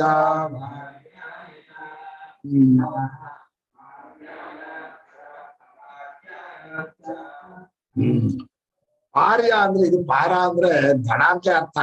ಅಲ್ಲಿ ಕೂಲ ಅಂದ್ರೆ ಸಣ್ಣ ಸಣ್ಣ ನದಿಯ ದಡ, ಪಾರ ಅಂದ್ರೆ ದೊಡ್ಡ ದೊಡ್ಡ ನದಿಗಳು. ಸಮುದ್ರ ಅಪಾರ ಪಾರಾವಾರ ಪಾರಾವಾರ ಸರಿ. ಪಾರೇಶು ಭವಃ ಪಾರ್ಯ ಅಂದ್ರೆ ಸಂಸಾರವನ್ನು ದಾಟಿ ಆ ದಡಕ್ಕೆ ತಲುಪಿಸೋನು. ವ್ಯವಹಾರದಲ್ಲಿ ಅನುಕೂಲವಾಗಿ ಕೊಟ್ಟು ಮಾಡ್ಕೊಂಡ್ರೆ ಕೂಲಿ ಆಯ್ತು ಆ ಮಾರ್ಗವನ್ನ. ಇಡೀ ಸಂಸಾರವನ್ನೇ ದಾಟಿಸ್ಬಿಟ್ಟು ದುಃಖಗಳನ್ನ ಅಷ್ಟೂ ದಾಟಿಸಿದ್ರೆ ಅವನು ಪಾರ್ಯ. ಪಾರೇಶು ಭವಃ ಪಾರ್ಯ. ಪಾರ ಅಂದ್ರೆ ದಳ ಅಂತ ಅರ್ಥ ಕಾಣುತ್ತೆ, ಸ್ಪಷ್ಟವಾಗಿದೆ. ಇನ್ನು ಅವಾರ್ಯ ಅಂದ್ರೆ ನಮ್ಮ ಅರ್ಥದಲ್ಲಿ ತಡೆಯೋಕ್ಕಾಗದೆ ಇದ್ದವನು ಅವಾರ್ಯ ಅಂತ. ಇವರು ಈ ಕಡೆ ತಡೆಯಲ್ಲಿ ಪ್ರಪಂಚದಲ್ಲೂ ಇದ್ದಾನೆ, ಅವಾರೇಶು ಭವಃ ಅಂತ ಮಾಡಿದ್ದಾರೆ. ಐಹಿಕ ಸುಖಾಪೇಕ್ಷೆಯಿಂದ ಕಾಮ್ಯಪ್ರದನಾಗಿರೋನು, ಅದರಲ್ಲಿ ಇಷ್ಟಾರ್ಥವನ್ನು ಕೊಡ, ಈ ಲೋಕದ ಸುಖವನ್ನು ಕೊಡೋನು, ಸಂಸಾರವನ್ನು ದಾಟಿಸೋದು. ಮನುಷ್ಯನಿಗೆ ಜೀವನದ ಸಂಸಾರದಲ್ಲಿ ಬರೀ ಕಷ್ಟನೇ ಇದ್ಬಿಟ್ರೆ ಕೈ ಮೇರೆಲ್ಲ ಯೋಚನೆ ಮಾಡಕ್ ಆಗಲ್ಲಪ್ಪ, ನಮ್ಗೆ ಈ ಕಷ್ಟ ಪೂರ್ತಿ ಹೋಗ್ಲಿ, ಆಮೇಲೆ ಬರೋಣ, ಭಗವಂತನ ಕಡೆಗೆ ಎಲ್ಲ ಕಷ್ಟಗಳು ಹೋದ್ಮೇಲೆ ಬರೋಣ. ಆ ಕಷ್ಟ ಹೋಗೋದು ಇಲ್ಲ, ಅದು ಮುಗಿಯೋದು ಇಲ್ಲ. ಒಬ್ಬೊಬ್ರು ತಮ್ಮ ಸಂಸಾರದ ಗೋಳಾಟವನ್ನು ಹೇಳಕ್ ಶುರು ಮಾಡಿದ್ರೆ ಸಂಸಾರದ ಗೋಳ ಎಲ್ರದ್ದು ಕಟ್ಟೆ ಮೇಲೆ ಸೇರ್ಬಿಡ್ತಾರೆ. ಎಲ್ಲ ಅವ್ರ ಮನೆ ಹಾಗಾಯ್ತು, ಇವ್ರ ಯಾತಕ್ಕದು ಆ ಗೋಳಾಟ ಕೇಳಿ ಬೇಜಾರ ಅಂತದ್ದೇ ಗೋಳು. ನಾನು ಕೇಳಿದೆ ಯಾವ ಸಂಸಾರದಲ್ಲೂ ದುಃಖ ಇಲ್ಲ ಅನ್ನೋದು ಇಲ್ಲ, ಸುಮ್ಮನೆ ಯಾಕೆ ಹೇಳ್ಕೊಳ್ಳೋದು? ಹಾಗೆ ಕೇಳಕ್ ಹೋದ್ರೆ ನಮ್ಮ ಸ್ವರೂಪದಲ್ಲಿ ಯಾರಿಗೂ ದುಃಖ ಇಲ್ಲ. ಶಾಸ್ತ್ರಕಾರರು ಎಷ್ಟ್ ಚೆನ್ನಾಗಿ ಹೇಳಿದ್ದಾರೆ ಅಂದ್ರೆ, ಒಬ್ಬರ ದುಃಖ ಇನ್ನೊಬ್ರಿಗೆ ಬರಲ್ಲ ಅನ್ನೋದು ನಿಜ, ಜೀವನ ದುಃಖ ಪರಮೇಶ್ವರನಿಗೆ ಬರೋಲ್ಲ ಅನ್ನೋದು ನಿಜ, ಅವನ ದುಃಖ ಅವನಿಗೆ ಆಗಿರೋದಿಲ್ಲ ಅನ್ನೋದು ನಿಜ. ಮೂರು ಹೇಳ್ಬೇಕು. ನಿಮ್ಮ ದುಃಖ ನಿಮ್ಮ ಅಭಿಮಾನದಿಂದ ಬಂದದ್ದು ನಿಜವಾಗಿ ನಿಮ್ ಸ್ವರೂಪಕ್ಕೆ ಬಂದಿಲ್ಲ. ನಿಮ್ಮ ಅಭಿಮಾನದಿಂದ ದೇಹೇಂದ್ರಿಯಗಳ ಪ್ರಾರಬ್ಧದಿಂದ ಬಂದೆ ಅಂತಂದ್ರೆ ಏನ್ ಮಾಡಕ್ಕಾಗತ್ತೆ? ಇವತ್ತು ಯಾವತ್ತೋ ಮಾಡಿರೋ ಕರ್ಮಕ್ಕೆ ಇವತ್ತು ಫಲ ಕೊಡೋದಿದ್ರೆ ಇವತ್ತೇನ್ ತಪ್ಪಿಸ್ಕೊಳ್ಬೇಕಲ್ಲ, ಅನುಭವಿಸಿದ್ರೆ ಏನಾಗ ಬರ್ಲಿ. ಕಷ್ಟ ಅದು ಇದು ಅಂತ ಅನ್ಕೊಂಡ್ರೆ ಆಗೋದು ಪೂರ್ವಜನ್ಮ ಅನ್ನೋದು ಏನೇನಾಗ ಹಾಗೆ ಅವಾರ್ಯವನ್ನು ತಡೆಯೋಕಾಗದೆ ಇದ್ದವನು ಅವಾರಣೀಯ ಅನ್ನೋ ಅರ್ಥಲ್ಲ, ಅವಾರ್ಯ. ಇನ್ನು ನಮಃ ಪ್ರತರಣಾಯ ಚ, ಇಲ್ಲಿ ಪ್ರತರಣ ಉತ್ತರಣ ಅಂತ ಎರಡು ಪದಗಳು ಹಾಕಿದೆ, ಬಹಳ ಚೆನ್ನಾಗಿದೆ ಪದ. ತರತಿ ಅನ್ನೋ ಧಾತು ದಾಟ್ತಾನೆ, ತರಣ ಅಂದ್ರೆ ದಾಟಿಸುವವನು ಅಂತ ಅರ್ಥ ಮಾಡುದು, ದಾಟಿಸುವವನು ಅಂತ ಅರ್ಥ. ಪ್ರಕರ್ಷೇಣ ತರಣ, ವೇಗವಾಗಿ ದಾಟಿಸ್ತಾನೆ. ಸ್ವಪ್ರಯತ್ನವಿಲ್ಲದೆ ಭಗವಂತನನ್ನು ಕೈ ಹಿಡಿದ್ರೆ ಚುರುಕಾಗಿ ಹೋಗ್ತಾನ ಅವನು. ನಮ್ಮಲ್ಲಿ ನಾನೇ ಇದು ಮಾಡ್ಕೊಂಡು ಹೋಗ್ತೇನೆ, ನಾನೇ ಆ ದಾರಿಲಿ ಹೋಗ್ತೇನೆ ಅಂದ್ರೆ ಜಿಜ್ಞಾಸು ಹೋಗ್ತಾನೆ. ಇಲ್ಲ ಭಗವಂತನ ಪ್ರೇಮದ ಜೊತೆಯಲ್ಲಿ ಹೋಗ್ತೇನೆ ಅನ್ನೋನು ಭಕ್ತನಾಗ್ತಾನೆ. ಇಬ್ರು ಒಳ್ಳೆ ಮಾರ್ಗದಲ್ಲೇ ಹೋಗೋನು. ಒಬ್ಬನಿಗೆ ವಿವೇಕವೇ ಪ್ರಧಾನ, ತನ್ನ ತಾನು ನಂಬ್ಕೊಂಡಿದ್ದಾನೆ. ಒಬ್ಬನಿಗೆ ಪ್ರೇಮವೇ ಪ್ರಧಾನ, ಭಗವಂತನ ಭಕ್ತಿಯಿಂದ ದಾಡ್ತಾನೆ. ಆದ್ರೆ ಭಕ್ತಿಯಿಂದ ಹೋಗೋನಿಗೆ ಭಗವಂತ ಉಳಿದದ್ದೆಲ್ಲ ಕೊಡೋದ್ರಿಂದ ವೇಗ ಜಾಸ್ತಿ, ಇವು ನಿಧಾನ. ವಿಘ್ನಗಳು ಬರುತ್ತೆ. ಅಯ್ಯೋ ವಿವೇಕ ಮಾಡುತ್ತೆ, ಹಿಂಗಿಲ್ಲ ಅರ್ಥವೇ ಆಗಲ್ಲ. ಈ ಪರಮಾರ್ಥ ಚಿಂತಾಮಣಿ ಬಹಳ ಕಷ್ಟಕರ.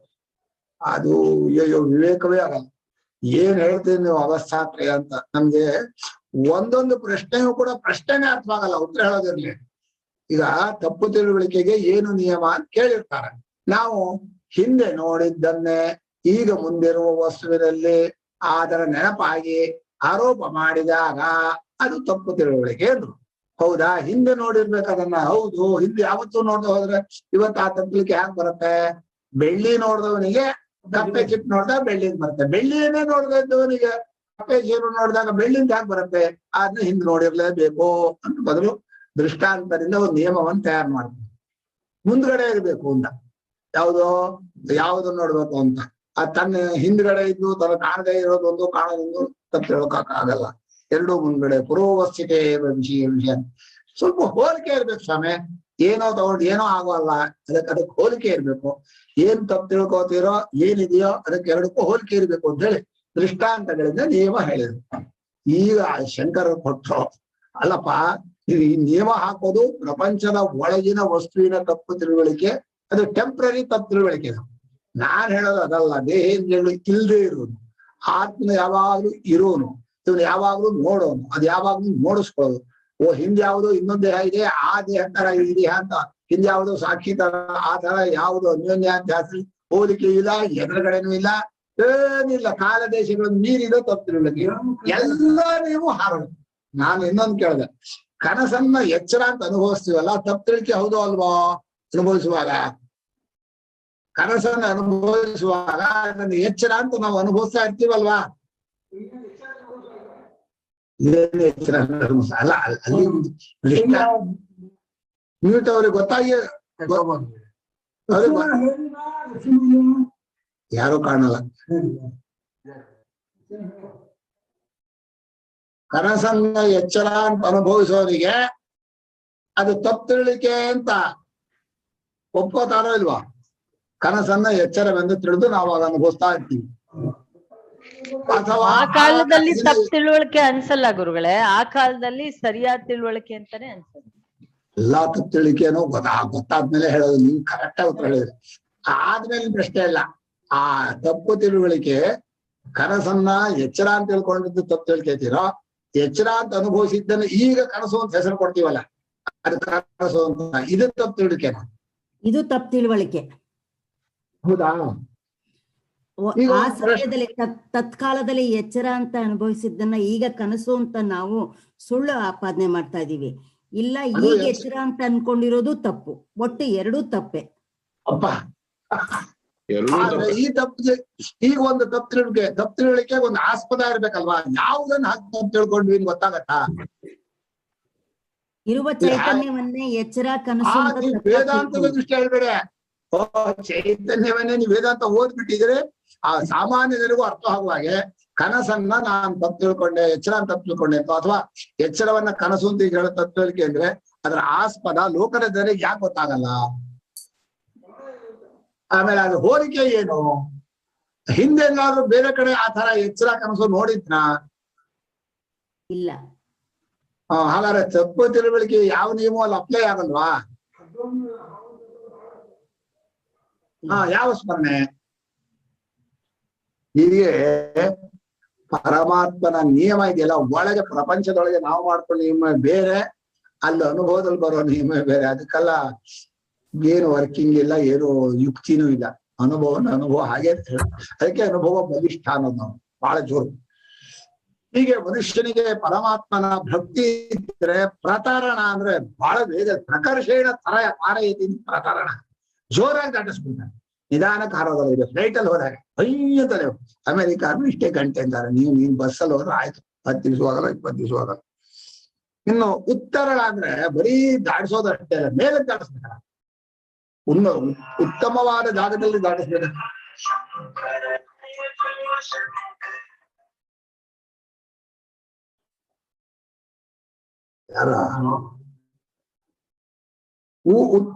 ಮೇಲಕ್ಕೆ ಉತ್ತಮವಾದ ದಾರಿಗೆ ಕರ್ಕೊಂಡು ಹೋಗೋಣ ಉತ್ತರಣ. ಆ ಪರಮಾತ್ಮನನ್ನ ಪ್ರತರಣ, ಉತ್ತರಣ. ಪ್ರತರಣಾಯೇತಿ ಪ್ರತರಣಾಯ ಚ ಉತ್ತರಣಾಯೇತಿ. ಈ ಉತ ಇದೆಯಲ್ಲ, ಊರ್ಧ್ವ ಅಂತ ಆಗತ್ತೆ, ಉತ್ತಮ ಅಂತ ಆಗತ್ತೆ. ಹೀಗೆ 2 ರೀತಿಯಿಂದ ದಾಟಿಸುವಂತವನು ಪರಮಾತ್ಮ. ಅವನ ಜೊತೆ ಇಟ್ಕೋಬೇಕು, ಅವನ ಜೊತೆ ಸ್ನೇಹ ಮಾಡ್ಬೇಕು. ನಮ್ಮ ಸ್ನೇಹಿತ ಯಾರು ಅಂತ ಹೇಳಿ ಏನ್ ಹೇಳ್ಬೇಕು? ಶಿವ. ಪರಮಾತ್ಮನೇ ನನ್ನ ಸ್ನೇಹಿತ. ಸ್ನೇಹಿತನ ಬಗ್ಗೆ ಏನು ಮುಚ್ಚಮರೆ ಇಟ್ಕೋಬಾರ್ದು. ನಾನು ಹೇಳೋದು ಒಂದು 10 ನಿಯಮ ಇದೆ. ಎಲ್ಲಿ ಪರಮ ಪ್ರೇಮ ಇದೆಯೋ ಅದನ್ನ ನೆನೆಸ್ಕೊಂಡ್ರೆ ಸಂತೋಷ. ಅಲ್ಲಿ ಏನು ಮುಚ್ಚಮರೆ ಇರಬಾರ್ದು. ನಮ್ ಗುಣ ದೋಷ ಎಲ್ಲ ಹೇಳ್ಕೊಳ್ಳೋ ಹಾಗಿರ್ಬೇಕು. ಲೋಕದಲ್ಲಿ ದೋಷ ಮಾಡಿರ್ತೀವಿ, ತಪ್ಪು ಮಾಡಿರ್ತೀವಿ, ಅದಷ್ಟು ನಾವು ಸ್ಪಷ್ಟವಾಗಿ ಹೇಳ್ಕೊಡ್ಬೇಕು. ಆಮೇಲೆ ಯಾವಾಗ್ಲೂ ಅವ್ರ ಜೊತೆಲಿ ಇರೋ ಪ್ರಯತ್ನ ಮಾಡ್ಬೇಕು. ಬಿಟ್ಟು ಓಡೋಗ್ಬಿಡೋದಲ್ಲ. ನೀವ್ ಇಲ್ಲಿರೋ ಅಂತ ಹೇಳಿ ಮನೇಲಿ ಬಂದವ್ರು ಒಳ್ಳೆ ಪ್ರೀತಿ ಸ್ನೇಹಿತರು ಕೂತ್ಕೊಳ್ರಿ ಅಂತ ಹೇಳಿ ತಾನೆಲ್ಲ ಹೋದ್ರೆ ಅದೆಂತ ಸ್ನೇಹ ಆಗತ್ತೆ. ಹೀಗೆ ಪರಮಾತ್ಮನ ಸ್ನೇಹಿತ ಪ್ರೇಮ ಅಂತ. ಪ್ರೇಮಕ್ಕೆ ಎಂತೆಂಥ ನಿಯಮ ಇದೆ ಅಂದ್ರೆ ಸರಿಯಾಗಿ ಅರ್ಥ ಮಾಡ್ಕೋಬೇಕಂತ. ಯಾರನ್ನು ಪ್ರೀತಿಸ್ಬೇಕೋ ಅವ್ರನ್ನ ಅರ್ಥ ಮಾಡ್ಕೊಳ್ಳೋದೇ ಪ್ರೀತಿಸಿದ್ರೆ ಪ್ರಯತ್ನ. ಇದು ಮೂಢ ಪ್ರೇಮ ಅಂತ ಅರ್ಥ ಮಾಡ್ಕೋಬೇಕು. ಜೊತೆಯಲ್ಲಿ ಇರ್ಬೇಕು. ಅವರ ಇದರಲ್ಲಿ ಮುಚ್ಚುಮರೆಯಲ್ಲದೆ ಹೇಳ್ಬೇಕು. ನೆನೆಸ್ಕೊಂಡ್ರೆ ಕಣ್ಣಲ್ಲಿ ನೀರು ಬರುವ ಆನಂದ ಬರಬೇಕು. ಆ ಪ್ರೇಮಕ್ಕೆ ಅಭಿವ್ಯಕ್ತಿ ಮಾಡುವಂತ ಒಂದು ಟೈಮ್ ತಗೋಬೇಕು. ನಂಗೆ ಪ್ರೇಮ ಇದೆ, ನಾನೇನು ತೋರಿಸೋಲ್ಲ ಅಂದ್ರೆ ಆ ಪ್ರೇಮಕ್ಕೆ ಅರ್ಥ ಇಲ್ಲ, ಸತ್ತೋಗ್ಬಿಡುತ್ತೆ. ಆದ್ರಿಂದ ಪರಮಾತ್ಮನ ಪ್ರೇಮ ನಿಜವಾದ ಶುದ್ಧವಾದ ಪ್ರೇಮ ಆಗ್ಬೇಕಾದ್ರೆ ಎಡೆ ಬಿಡದೆ ಅವನನ್ನ ಕೈ ಹಿಡ್ಕೊಂಡಿರ್ಬೇಕು. ಅವಾಗ ನೀವು ಪ್ರತರಣ ಆಯಚ, ಉತ್ತರಣ ಆಯಚ. ನಿಮ್ ಬೇಕಾದ್ದಲ್ಲ, ನೀವು ಕೇಳದೆ ಅವ್ನು ಕೊಡ್ತಾನೆ. ಹೇಳ್ದೆ ಕೇಳದೆ ಸಹಾಯ ಮಾಡುವಂತ, ಸಹಾಯವನ್ನು ಅಪೇಕ್ಷಿಸದೆ ಸಹಾಯ ಮಾಡುವಂತ. ಬೇಗ ಜಾಸ್ತಿ, ಸನ್ಮಾರ್ಗಕ್ಕೆ ಅಂತ 2 ಅರ್ಥ ಮಾಡಬೇಕು. ಪ್ರತಾರಣ ಅಂದ್ರೆ ದಾಟಿಸುವಾಗ ವೇಗ, ಉತ್ತಮ ದಾರಿಯಲ್ಲೂ ಮೇಲೆ ಕರ್ಕೊಂಡು ಹೋಗ್ಬೇಕಲ್ಲ. ಮೋಕ್ಷದ ದಾರಿ ತುದಿ ಮುಟ್ಟಿದ ಮೇಲಲ್ಲ, ಅಲ್ಲಿವರೆಗೂ. ಲೋಕಾದಿಗಳು ಬೇಡಪ್ಪ. ಈಗ ಒಂದು ಗಂಟೆ ಶ್ರವಣ ಮಾಡ್ತೀವಿ, 4 ಗಂಟೆ ವಿಚಾರ ಮಾಡೋದು. 4 ಗಂಟೆ ವಿಚಾರ ಮಾಡೋ ಅಷ್ಟು ಏಕಾಗ್ರತೆ, ನಿದ್ದೆ ಬರೋದು, ಅರ್ಥವಾಗೋದು, ಅರ್ಥವಾದ ನೆನಪಲ್ಲಿ ಉಳ್ಕೊಳ್ಳೋದು ಉತ್ತಮ. ಯಾವಾಗಲೂ ಅಲ್ವಾ? ವೇದಾಧ್ಯಯನ ಮಾಡಿರ್ತಾರೆ, ಅರ್ಥವೇ ಆಗಿರೋದು, ಸುಮ್ಮನೆ ಅವರು ಹಾಕ್ತಾರೆ. ಎಂಥದ್ದು ಗೊತ್ತಾಗ. ನಮ ಆಚಾರ್ಯಾಯ ಚ.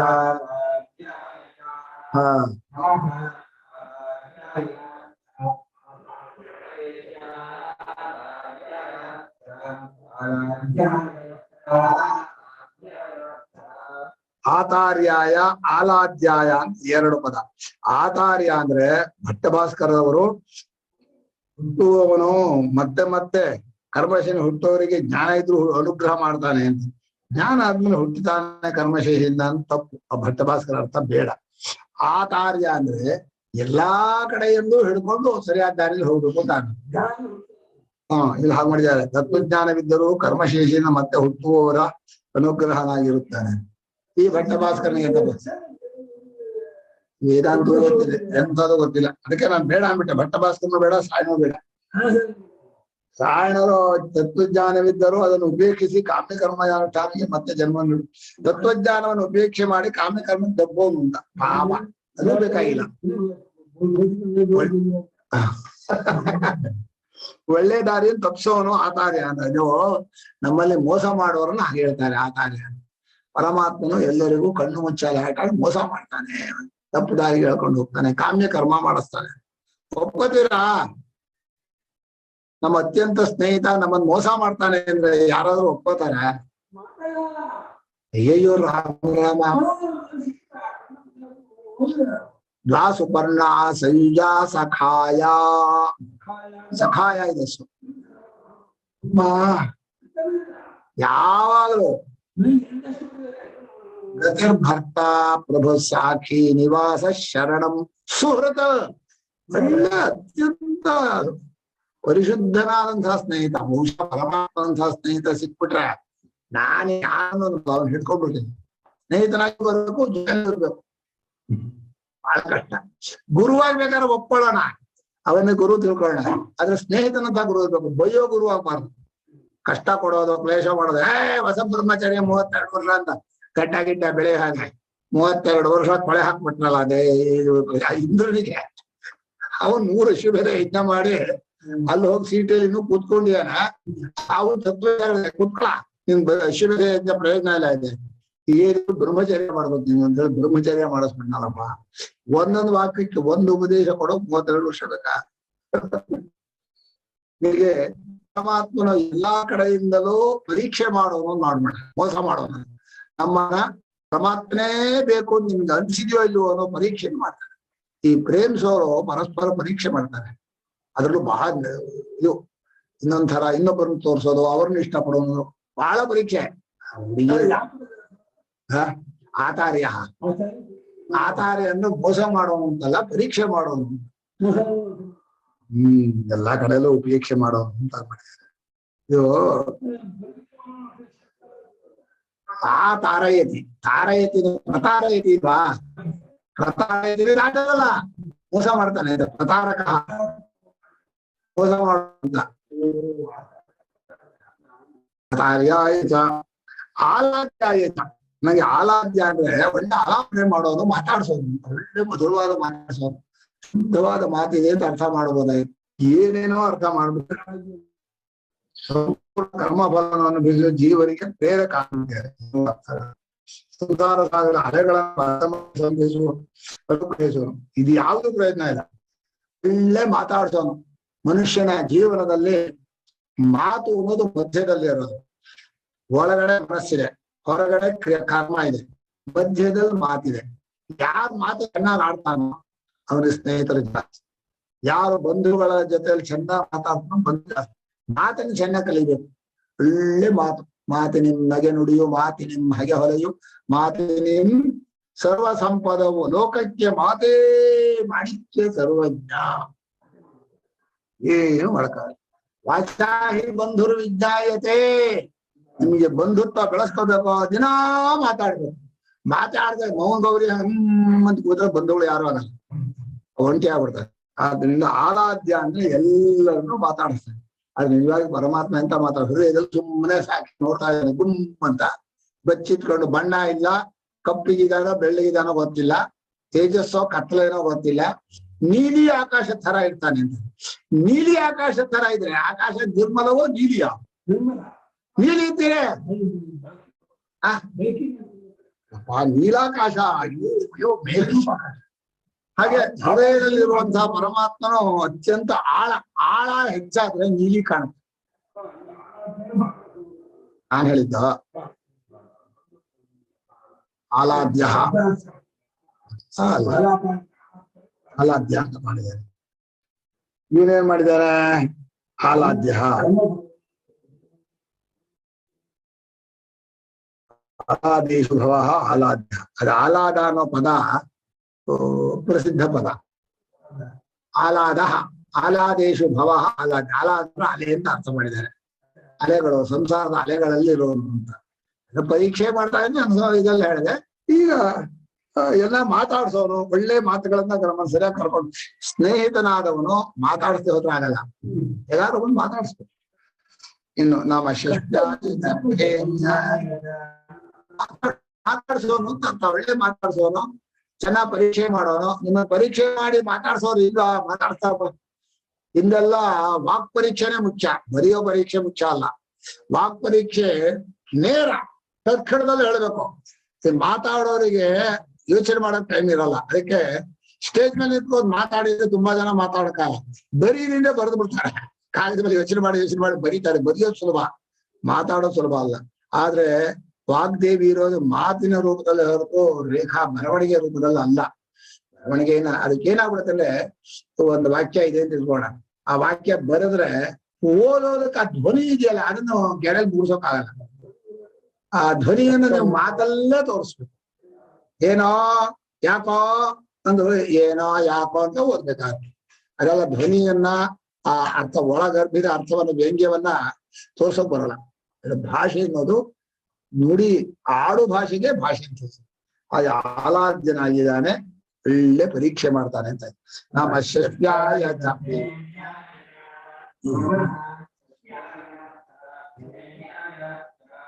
ಶಸ್ಪ್ಯ ಅಂದ್ರೆ ಚಿಗುರು ಹುಲ್ಲು. ಚಿಗುರು ಹುಲ್ಲಿದೆ ದೂರದ ಚಿಗುರು ಹುಲ್ಲು ಶಸ್ಪ್ಯ, ಗರಿಕೆ ಹುಲ್ಲು. ಶಸ್ಪೇಶು ಭವ ಶಸ್ಪ್ಯ, ಗರಿಕೆ ಹುಲ್ಲಿನಲ್ಲಿ ಇರ್ತಾರೆ. ಒಳ್ಳೆ ಪೂಜೆ ಮಾಡಕ್ ಬಹಳ ಚೆನ್ನಾಗಿರುತ್ತೆ. ಬಹಳ ಮೃದು. ಆಮೇಲೆ ಅದರಲ್ಲಿ ಬೇರೆ ಬೇರೆ ಬಣ್ಣ ಬೇರೆ ಇರುತ್ತೆ. ಕೆಂಪು ಬಣ್ಣ, ಬಿಳಿ ಬಣ್ಣ, ಹಸಿರು ಬಣ್ಣ, ಸ್ವಲ್ಪ ಹಳದಿ ಬಣ್ಣ ಎಲ್ಲ ಇರುತ್ತೆ. ಈಗ ಶಸ್ಪ್ಯಾಯಚ ಫೇನ ಅಂದ್ರೆ ನೊರೆ. ನೊರೆಗಳಲ್ಲೂ ಇದ್ದಾನೆ, ಹುಲ್ಲು ಗರಿಕೆಗಳಲ್ಲಿ ಇದ್ದಾನೆ. ಮನುಷ್ಯನಿಗೆ ಹುಲ್ಲು ಗರಿಕೆ ನೋಡುವಾಗಲೂ ಒಂದು ಆನಂದ ಆಗ್ತದೆ, ನೊರೆಗಳನ್ನ ನೋಡಿದ್ರು ಒಂದು ಸಂತೋಷ ಬರುತ್ತೆ ಕಣ್ರಿ.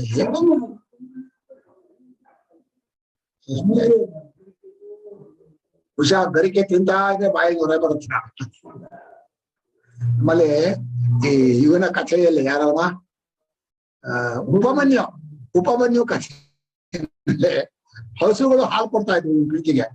ಗುರುಗಳು ಕುಡಿಬೇಡ ಅಂದ್ಬಿಟ್ಟು ಮುಂಚೆ ಭಿಕ್ಷೆ ತಂದದ್ದನ್ನು ವಾಪಸ್ ಕೊಡ್ಬೇಕಾಯ್ತು, ಕೊಡ್ಲಿಲ್ಲ. ಹಸಿವಾಯ್ತು, ಹಸುಗಳು ಕಾಯ್ದ. ಹಸುಗಳು ಪ್ರೀತಿಗೆ ತುಂಬಾ ಹಾಲು ಕೊಟ್ಟು ಕೊಡೋರು, ಕರುವಿಗಿಂತ ಜಾಸ್ತಿ ಹುಡುಗರಿಗೆ. ಕೆಲ ಇವನ ಹಾಲು ಕುಡಿಬೇಡ ಅಂದ್ರು. ಆದ್ಮೇಲೆ ಕರುಗಳು ಆ ಹಾಲು ಕುಡಿಯುವಾಗ ನೊರೆ ಬಿಡ್ತಾ ಇತ್ತು, ಆ ನೊರೆ ಕುಡಿತಾ ಇತ್ತು. ಪರವಾಗಿಲ್ಲ, ಹಸಿವಾದ್ರೆ ಏನ್ ಬೇಕಾದ್ರೂ ತಿನ್ಬೇಕಾಗತ್ತೆ. ನೊರೆ ತಿಂದೆ ಗಟ್ಟಿಯಾದ. ಅಯ್ಯೋ ಕರುಗಳು ಅನ್ನ ಕುಡಿ ತಿನ್ಬಾರ್ದು, ಹೊರಗೆ ಎಕ್ಕಡೆ ಗಿಡದ ಹಾಲು ಕುಡಿದು ಕಣ್ ಕಾಪಾಡ್ತಾರೆ. ಒಟ್ಟು ಪರೀಕ್ಷೆ ಅಂದ್ರೆ ಮನುಷ್ಯನಿಗೆ ಗುರುಗಳು ಚೆನ್ನಾಗಿದ್ದು ಪರೀಕ್ಷೆ ಮಾಡ್ಬೋದು. ಬರೀ ಬುದ್ಧಿ ಗುರುಗಳಾದ್ರೆ ಪರೀಕ್ಷೆ ಮಾಡಿದ್ರೆ ಆಯ್ತು, ಕಥೆ ಆಗೋದು.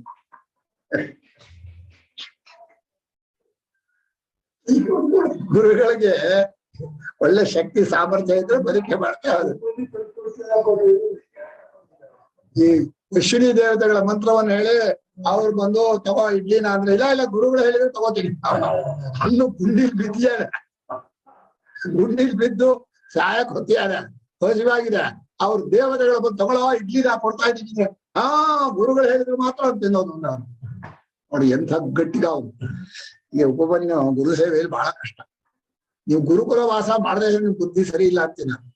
ನಿಷ್ಠೆ ಬರ್ಬೇಕಾದ್ರೆ ಯಾರು ಗುರುಗಳ ಕೈಯೆಲ್ಲ ಚೆನ್ನಾಗಿ ಅರಸ್ಕೋತಾರೆ, ಅವರು ಇದೆಯಲ್ಲ ಗಂಧ ತೆಗೆಯೋ ಇದು ಹೊರಡು, ಹಾಗೆ ಚೆನ್ನಾಗಿ ಗುರುಕುಲದಲ್ಲಿ ಸವಿಬೇಕು, ಭೇಟ್ ಬೀಳ್ಬೇಕು.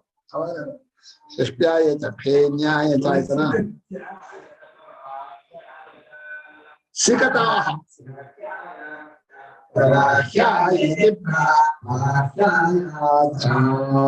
ಸಿಕತ ಅಂದ್ರೆ ಮರಳು. ಒಳ್ಳೆ ಯಮುನಾ ನದಿ ದಡೆ ಮರಳು. ಪೂರ್ಣಿಮಾ ದಿವಸ ಶರತ್ಕಾಲ ಆಗ್ಬೇಕು, ಕೃಷ್ಣ ಜೊತೆಯಲ್ಲಿ ಇರ್ಬೇಕು. ಸಿಕತೆಯಲ್ಲಿ ಇರ್ಬೇಕು. ಆ ಮರಳಿನ ಜೊತೆಯಲ್ಲಿ ಆಟವಾಡೋದು ಬಹಳ ಧೂಳು ಇಲ್ಲ, ತೀರಾ ಪೆಟ್ಟು ಗಟ್ಟಿನೂ ಇಲ್ಲ, ಒದ್ದೇನೂ ಆಗಲ್ಲ.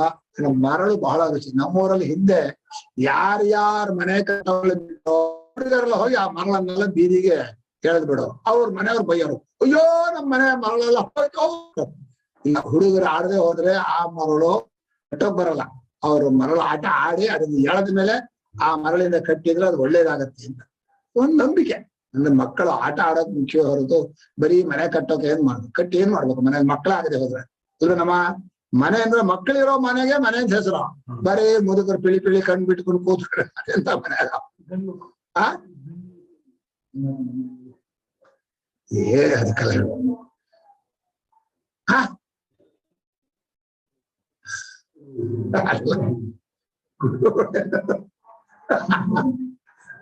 ಮಕ್ಳಿರ್ಬೇಕು, ಗಂಡು ಮಕ್ಳು ಇರ್ಬೇಕು ಅಂತ ಹೇಳ್ರಿ ಅಂದ್ರು. ಹಾಗೇನಿಲ್ಲ, ಎಲ್ಲಾ ಮಕ್ಳೇ. ಆದ್ರೆ ಹೆಣ್ಣು ಮಕ್ಳು ಮನೆ ಬಿಟ್ಟು ಹೋಗ್ಬಿಡ್ತಾರೆ, ಅದರಿಂದ ಬೇಗ ಕಷ್ಟ ಆಗತ್ತೆ. ಇನ್ನು ಮರಳುಗಳಲ್ಲಿದ್ದು ಆನಂದವನ್ನು ಕೊಡುವಂಥವನು ಪರಮಾತ್ಮ. ನಮಸ್ಸಿ ಕತ್ಯಾಯತ ಪ್ರವಾಹ್ಯಾಯತ, ಪ್ರವಾಹದಲ್ಲಿರೋನು. ಪ್ರವಾಹ ಅಂದ್ರೆ ನದಿ ಪ್ರವಾಹ ಬರ್ಬೇಕಾದ್ರೆ ಮಳೆ ಬರ್ಬೇಕಲ್ಲ, ಆ ಪ್ರವಾಹ ನಮ್ಮೂರಿನ ಪ್ರವಾಹ ನದಿ ನಡೆದು ಕೂತ್ಕೊಂಡು ನೋಡ್ಬೇಕು. ಏನ್ ಅದ್ಭುತ, ಏನ್ ರಮಣೀಯ. ರುದ್ರ ರಮಣೀಯ ಅಂತಾರೆ. ರುದ್ರ ರಮಣೀಯ ಅಂದ್ರೆ ಏನರ್ಥ? ಭಯವೂ ಆಗಬೇಕು, ಸಂತೋಷವೂ ಆಗ್ಬೇಕು. ಬಾ ಬಾ ಬಾ ಬಾ ಇಲ್ಲಿ ತನಕ ತುಂಬಿರುತ್ತೆ, ಊರಿಗೆ ನುಗ್ಗುತ್ತೆ. ಇನ್ ನಾಳೆ ಬೆಳಗ್ಗೆ ರಾತ್ರಿ ಮಲ್ಕೊಳಕ್ಕಾಗಲ್ಲ, ಊರಿನ ಮನೆಗಳೆಲ್ಲ ಬಿದ್ದು ಹೋಗ್ಬಿಡುತ್ತೆ. ಓನ್ ಶಬ್ದ ಬರ್ತಾ ಇದೆ ನದಿ. ಅದೇನ್ ಚೆನ್ನಾಗಿದೆ ಆ ತುಂಗಾ ನದಿ ನೋಡ್ಬೇಕು. ಮಳೆಗಾಲ ಶ್ರಾವಣ ಮಾಸ ದಬ ದಬೋ ಅಂತ ಒಳ್ಳೆ ಇದು ಆನೆ ಸೊಂಡಾಗ ನೀರು ಸುರಿತಾ ಇರುತ್ತೆ, ಓದ್ ಹರಿತಾ ಇದೆ. ಎಲ್ಲೆಲ್ಲೂ ನೀರೇ, ಮೇಲೂ ನೀರು, ಕೆಳಗೂ ನೀರು, ನದಿಲೂ ನೀರು, ಹೊರಗಡೆಗೂ ನೀರು. ಊರೇ ಬಿಡಕ್ ಪರವಾಗಿ ಹೊರತಿದ್ರು ಆಗಲ್ಲ. ಅಯ್ಯೋ ಇನ್ನಾಗಲ್ಲ, ರಾತ್ರಿ ಎಲ್ಲ ಬಂದ್ಬಿಟ್ರೆ ಊರೆಲ್ಲ ಮನೆಯೆಲ್ಲ ಬಿದ್ದು ಹೋಗುತ್ತೆ. ಅಂತ ಒಂದು ರುದ್ರ ರಮಣೀಯವಾದ ಪ್ರವಾಹ ಏನ್ ಚೆನ್ನಾಗಿ. ಅದೇ ಪ್ರವಾಹದಲ್ಲಿರುವಂತಹ ಪರಮಾತ್ಮನಿಗೆ ನಮಸ್ಕಾರ ಅಂತ ಹೇಳಿದ್ರು. ಇಷ್ಟಾದ್ಮೇಲೆ ನಮ ಹಿರಣ್ಯಾಯ ಚ ಅದನ್ನ ಹೇಳ್ತಾನ. ಹೇಳ.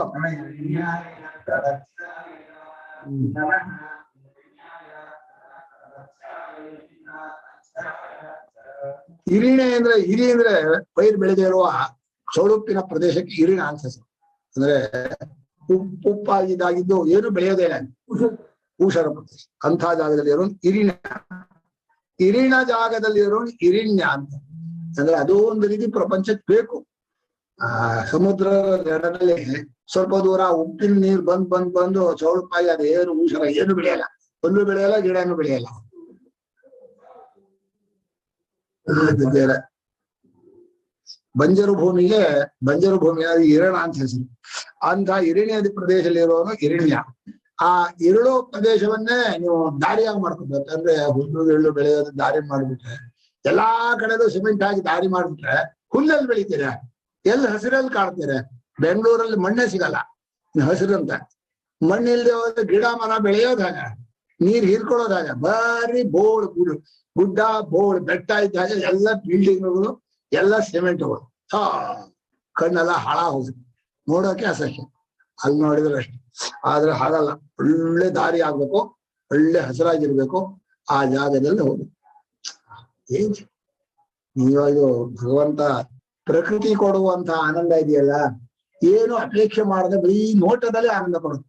ಅದ್ರ ನೋಟದಲ್ಲೂ ನಮ್ಗೆ ದುಷ್ಟತನ ಇಲ್ಲ. ಅಂದ್ರೆ ನಂಗ್ ಬೇಕು, ನಂದಾಗ್ಬೇಕು ಅಂತ ಇಲ್ಲ, ನೋಡೋದ್ರಲ್ಲ ಆನಂದ. ಯಾರು ನೋಟದಲ್ಲಿ ಆನಂದ ಕೊಡ್ತಾನೋ, ಯಾರಿಗೆ ಯಾವ ಕಾಮಾದಿ ದೋಷಗಳು ಬರೋಲ್ವೋ, ಅದು ಸುಂದರವಾದ ದೃಶ್ಯ. ಆ ದೃಶ್ಯ ಪ್ರಕೃತಿಯಲ್ಲಿ ಮಾತ್ರ ಇರೋದು. ಇನ್ ಬಾಕಿಯವರೆಲ್ಲ ಡ್ರೆಸ್ ಮಾಡ್ಕೋತಾರಲ್ಲ, ಎಲ್ಲ ಮೋಸ, ಖೋಟ. ಆ ಡ್ರೆಸ್ ಅಲ್ಲೇ ಇನ್ನೊಬ್ಬರನ್ನ ಎಳ್ಕೊಂಡು ಅವ್ರನ್ನ ಕೆಡವಿ ಬ್ಯಾಟ್ ಮಾಡ್ದೆ. ನಂಗೆ ಇದೇ ಜ್ಞಾಪಕ ಆಗುತ್ತೆ, ಕಾಮ ಮುಂಜಾನೆ ಅಂತ ಇವಳು ಮಾಡಿದ್ಲಲ್ಲ ಮರೀಚಿ ಬತ್ತಿಗೆ. ಆ ರೀತಿ ಕಾಣುತ್ತೆ. ಒಟ್ಟು ಪ್ರಪಂಚದಲ್ಲಿ ಒಳ್ಳೆಯ ದಾರಿ ಪ್ರಪಥ ಅಂತ. ಪ್ರಪಥ ಅಂದ್ರೆ ಚತುಷ್ಪಥ, ಪ್ರಪಥ ಅಂತಾರಲ್ಲ, 4 ರಸ್ತೆ. ಆ 4 ರಸ್ತೆಯಲ್ಲಿ ಇರೋನು, ಪ್ರದೇಶದಲ್ಲಿ ಇರೋನು. ನಮಃ ಶಿಲಾಯ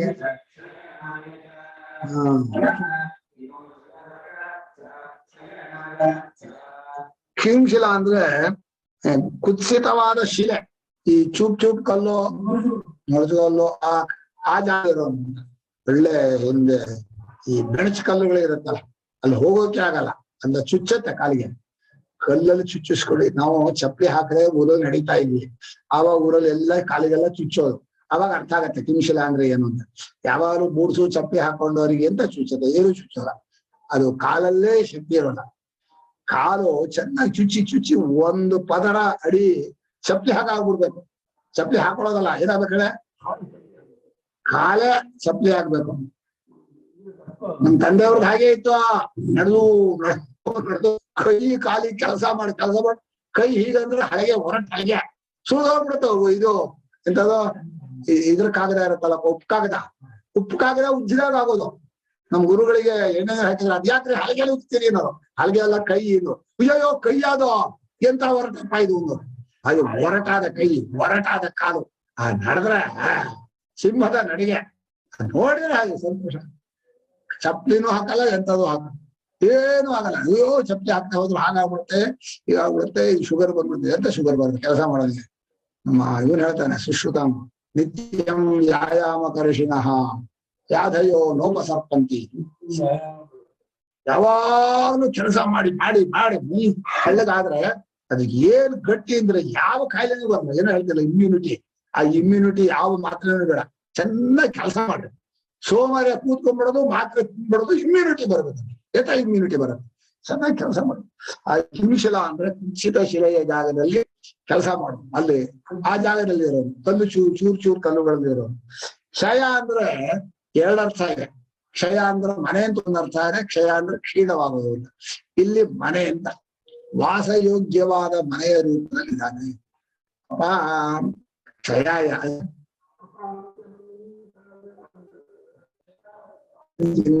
ಕ್ಷಯ ಆದ್ಯುದಾತ್ವಾದ್ರೆ ಮನೆ ನಾಶ ಅಂತ. ನಿವಾಸ ಹೀಗೆ ಒಳ್ಳೆ ಮನೆಯಲ್ಲಿ ಇರೋವನು ಪರಮಾತ್ಮನೆ, ಕಲ್ಲಿನ ಚೂರುಗಳಲ್ಲಿ ಕಾಲಿಗಳ ಚುಚ್ಚೋನು ಅವನೇ ಪರಮಾತ್ಮನೆ. ಏನು ಕಪಾರ್ದಿ ಅಂದ್ರೆ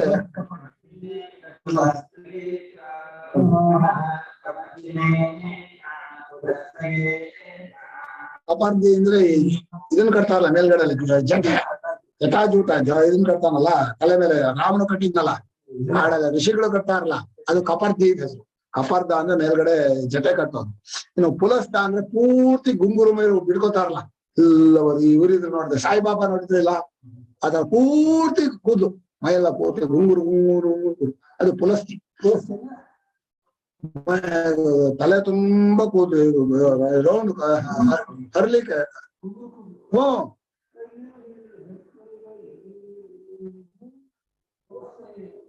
ಪುರಾನ್ ಮಾಡ್ಬಿಟ್ರು ಅವ್ರು. ಒಳ್ಳೆಯ ಕೂದಲು ಅಂತ ಕೆಳಗಡೆ ಬರ್ದಿಯಾನೆ ಪಟ್ಟಭಾಸ್ಕರ.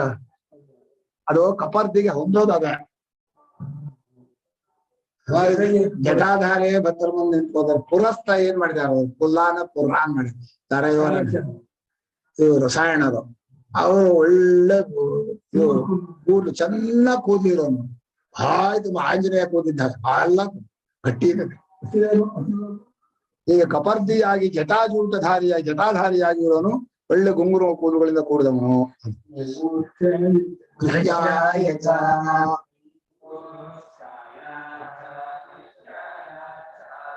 ಗೋಷ್ಠ ಅಂದ್ರೆ ಹಸುವಿನ ಕೊಟ್ಟಿಗೆ ಹೆಸರು. ಗೋಷ್ಠದಲ್ಲಿರೋನು ಅಂದ್ರೆ ಎಲ್ಲಾ ಕೊಟ್ಟಿಗೆಗಳಲ್ಲಿ ಪರಮಾತ್ಮ ಇರ್ತಾನೆ, ಅವನು ಪಶುಪತಿ ಇರ್ತಾನೆ, ಪಶುಗಳನ್ನು ಕಾಪಾಡೋನಾದ್ರಿಂದ ಹಸುಗಳ ಕೊಟ್ಟಿಗೆಯಲ್ಲಿ ಇರುವಂತಹ ಪಶುಪತಿಯಾದ ಪರಮಾತ್ಮಗೆ ನಮಸ್ಕಾರ. ಗೋಷ್ಠಾಯ. ಗೃಹ್ಯ ಅಂದ್ರೆ ಒಳ್ಳೆ ಮನೆ, ಅವನಿಗೆ ಮನೆಯನ್ನು ಕಾಯೋ ಕೆಲಸ ಬಹಳ ಇಷ್ಟ. ಒಳ್ಳೆ ಎಲ್ರ ಮನೆಯನ್ನು ಕಾಪಾಡೋದು. ಎಲ್ಲ ಮಲಗ್ತಾರಲ್ಲ, ಮಲಗಿದಾಗ ಗುಟ್ಟಾಗಿ ಬರ್ತಾನೆ, ಮನೆಯನ್ನು ಕಾಯ್ಬೇಕು ಬೆಳಗಿನ ತನಕ. ಹಾಗೆ ಎಲ್ಲರ ಮನೆಯನ್ನು ಕಾಪಾಡೋನಾದ್ರಿಂದ ಗೃಹ್ಯ. ಗೃಹೇಶು ಭವಃ ಗೃಹ್ಯ. ಆದ್ರಿಂದ ಗೋಷ್ಠದಲ್ಲಿ ಕೊಟ್ಟಿಗೆಯಲ್ಲೂ ಇರೋನು, ಮನೆಯಲ್ಲೂ ಇರುವಂತಹ ಪರಮಾತ್ಮನಿಗೆ ನಮಸ್ಕಾರ. ಮನೆಯಲ್ಲಿ ಇದ್ರೆ ಸಾಗಲ್ಲ, ಮಂಚದ ಹತ್ರ ಇರ್ಬೇಕು. ನಾನು ಸ್ವಲ್ಪ ಅಂದ್ರೆ ಸ್ವಲ್ಪ ಅಂದ್ರೆ ಮಂಚ. ಮನುಷ್ಯನಿಗೆ ಮಂಚ ಅನ್ನೋದು ಒಂದು ರೀತಿ ವಯಸ್ಸಾದ್ಮೇಲೆ ಬರುತ್ತಾನಾಗೆ. ಚಿಕ್ಕ ವಯಸ್ಸಲ್ಲಿ ಇರೋಲ್ಲ, ಎಲ್ಲಾದ್ರೂ ಹೋಗಿ ಹೇಳ್ಬೋದು. ಮಂಚನ ಮೇಲೆ ಸೊಂಟ ಹೇಳೋಕೆ ಆಗಲ್ಲ, ಕಾಲ್ ಕೆಳಗ್ ಬಿಡ್ಬೇಕು, ಅಲ್ಲೇ ಮಂಚನ ಮಗು. ಮಂಚಕ್ ಬಂದ ಅಂದ್ರೆ ಅವನು ಅರ್ಧ ಆ ಕಡೆ ಹತ್ರ. ಹೀಗೆ ತಲ್ಪ ಅಂದ್ರೆ ಮಂಚ, ಮಂಚದ ಮೇಲೆ ಮಲಗುವಂತಹ ಸ್ವರೂಪವನ್ನು ಮಂಚಕ್ಕೆ ಹತ್ತಿದ್ರು ಅಲ್ಲೂ ಇರ್ತಾರೆ ಪರಮಾತ್ಮ. ಇಲ್ಲಿ ಗೇಖ್ಯ ಅಂದ್ರೆ ಉಪ್ಪರಿಗೆ ಮೇಲೆ ಇರೋನು ಮಾಡಿದ್ದಾರೆ. ಮಹಡಿ ಮನೆಯಲ್ಲಿ ಇರೋನು ಗೇಖ್ಯರು. ಪ್ರಾಸಾದೇಶು ಭವ ಅಂತ ಅರ್ಥ. ಗೃಹ್ಯ ಅಂದ್ರೆ ಮನೆಯಲ್ಲಿರೋನು, ಗೇಖ್ಯ ಅಂದ್ರೆ ಮಹಡಿ ಮನೆಯಲ್ಲಿ ಇರೋನು. ಎಷ್ಟೋ ಜನ ಮಹಡಿ ಮನೆ ಇಷ್ಟಪಡ್ತಾರೆ, ಕೆಲವರು ಕೆಳಗಡೆ ಇಷ್ಟಪಡ್ತಾರೆ. ನಮಗೆಲ್ಲ ಕಾಲ್ ಹತ್ತೋಕಾಗಲ್ವಲ್ಲ, ನಮ್ ಕೆಳಗ ಮನೆ ಸಾಕು. ಬಹಳ ಜನಕ್ಕೆ ಗಲಾಟೆ ಇರುತ್ತೆ, ಧೂಳು ಬರುತ್ತೆ, ಮಾಡಿ ಮನೆ ಬೇಕು. ಯಾವ್ದು ಇಷ್ಟ ನಿಮ್ಗೆ? ಮಾಡಿ ಮನೆನಾ ಭಿಕ್ಷುಕರು? ಮಾಡಿ ಮನೆ ಭಿಕ್ಷುಕರು ಘಾಟ ಇಷ್ಟ. ಮನುಷ್ಯನ ಒಬ್ಬರೇ ಇರಬೇಕು, ಯಾರು ಬರಬಾರದು ಅಂತಿದ್ರೆ ಮಾಡಿದ್ದಾನೆ. ಎಲ್ಲ ಮನೆಗೆ ಬರ್ಬೇಕು ಅಂದ್ರೆ ಕೆಳಗಿನ ಮನೆ. ಗಹ್ವರೇಷ್ಠಾಯ ಚ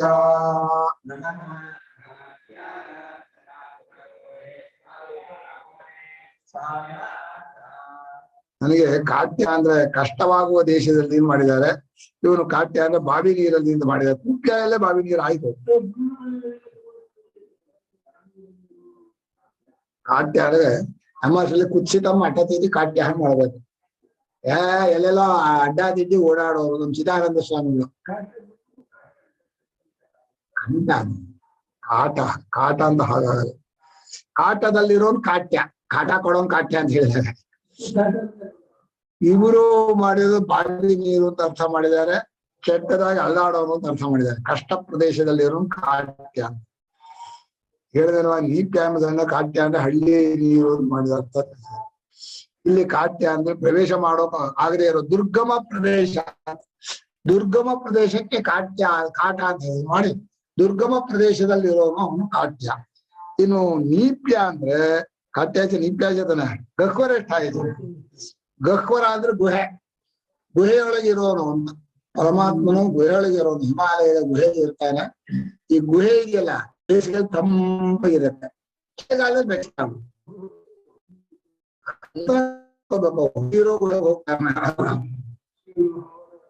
ಆದ್ರೆ ಮನುಷ್ಯನ್ ಕಂಡ್ರೆ ಅಷ್ಟು ಬಾಕಿ ಪ್ರಾಣಿ ಯಾರು ಎಲ್ಲಾ ಪ್ರಾಣಿಗೂ ಮನುಷ್ಯನ್ಲೇ ಭಯ. ಯಾವ ಮನುಷ್ಯ ಬಂದ್ರು ಎಲ್ಲ ಓಡೋಗುತ್ತೆ, ಬೆಕ್ಕು ಓಡೋಗುತ್ತೆ, ಇಲಿನು ಓಡೋಗುತ್ತೆ. ಎಲ್ಲಾ ಪ್ರಾಣಿಗಳು ಮನುಷ್ಯನ್ ಕಂಡ್ರೆ ಭಯ. ಈ ಮನುಷ್ಯ ಎಲ್ಲವನ್ನೂ ತಿಂದು ಹಾಕೊಡ್ತಾನೆ. ಚೀನಾ ದೇಶದಲ್ಲಿ ಇದ್ರಂತೋ ಯಾವ್ದು ಉಡ್ಸಲ್ಲ, ಎಲ್ಲ ಬಾಯಿ ಹಾಕೋದು ಒಂದೇ ಕೆಲಸ. ಈ ಗಹ್ವರ ಅಂದ್ರೆ ಗುಹೆಯಲ್ಲಿ ಇದ್ದುಕೊಂಡು ಅಲ್ಲಿ ತನ್ನ ಸ್ವರೂಪದಿಂದ ತೋರಿಸುವವನು ಗಹ್ವರೇಷ್ಠ ಆಯಿತು. ನಮೋ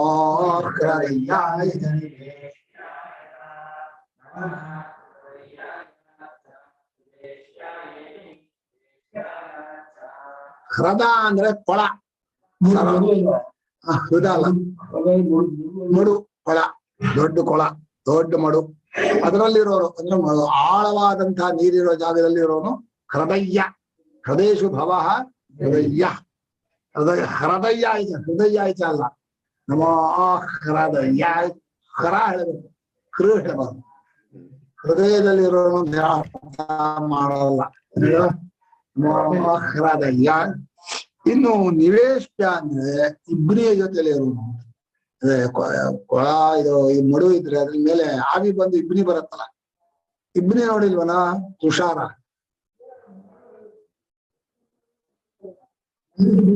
ಮಂಜು ಅಂತ ಹೇಳ್ಬೇಕಾ, ಮಂಜು. ಈಗ ಮಂಜಿನಲ್ಲಿ ತೋರುವವನು, ಕೊಳದಲ್ಲಿ ತೋರುವವನು ಆ ಪರಮಾತ್ಮ. ಹೃದಯಾಯ ಚ ನಿವೇಶ್ಯಾಯ ಚ.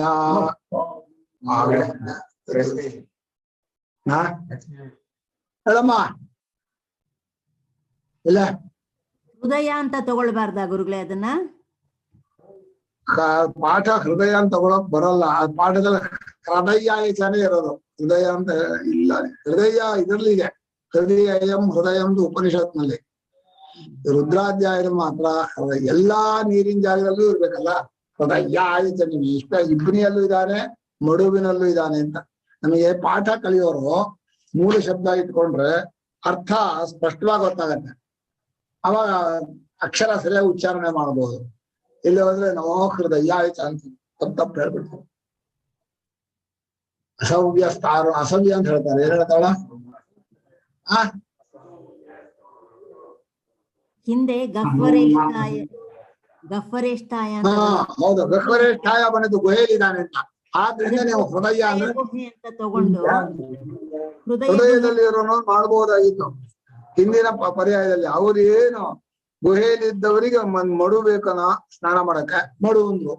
ಕೊಳ ಬೇಕು ಅಂತ ನೀವು ಹೇಳಿದ್ರೆ ಇವರು ಹೃದಯ ಆಗಿದೆ. ಅದು ನೀವು ಹೇಳಿದ್ರೆ ಹೃದಯ ಅನ್ನೋದು ಹೃದಯನ ಅರ್ಥ ಬಂದಿದೆ ಅಂದ್ರೆ ಮಾಡಬಹುದಾಗಿತ್ತು.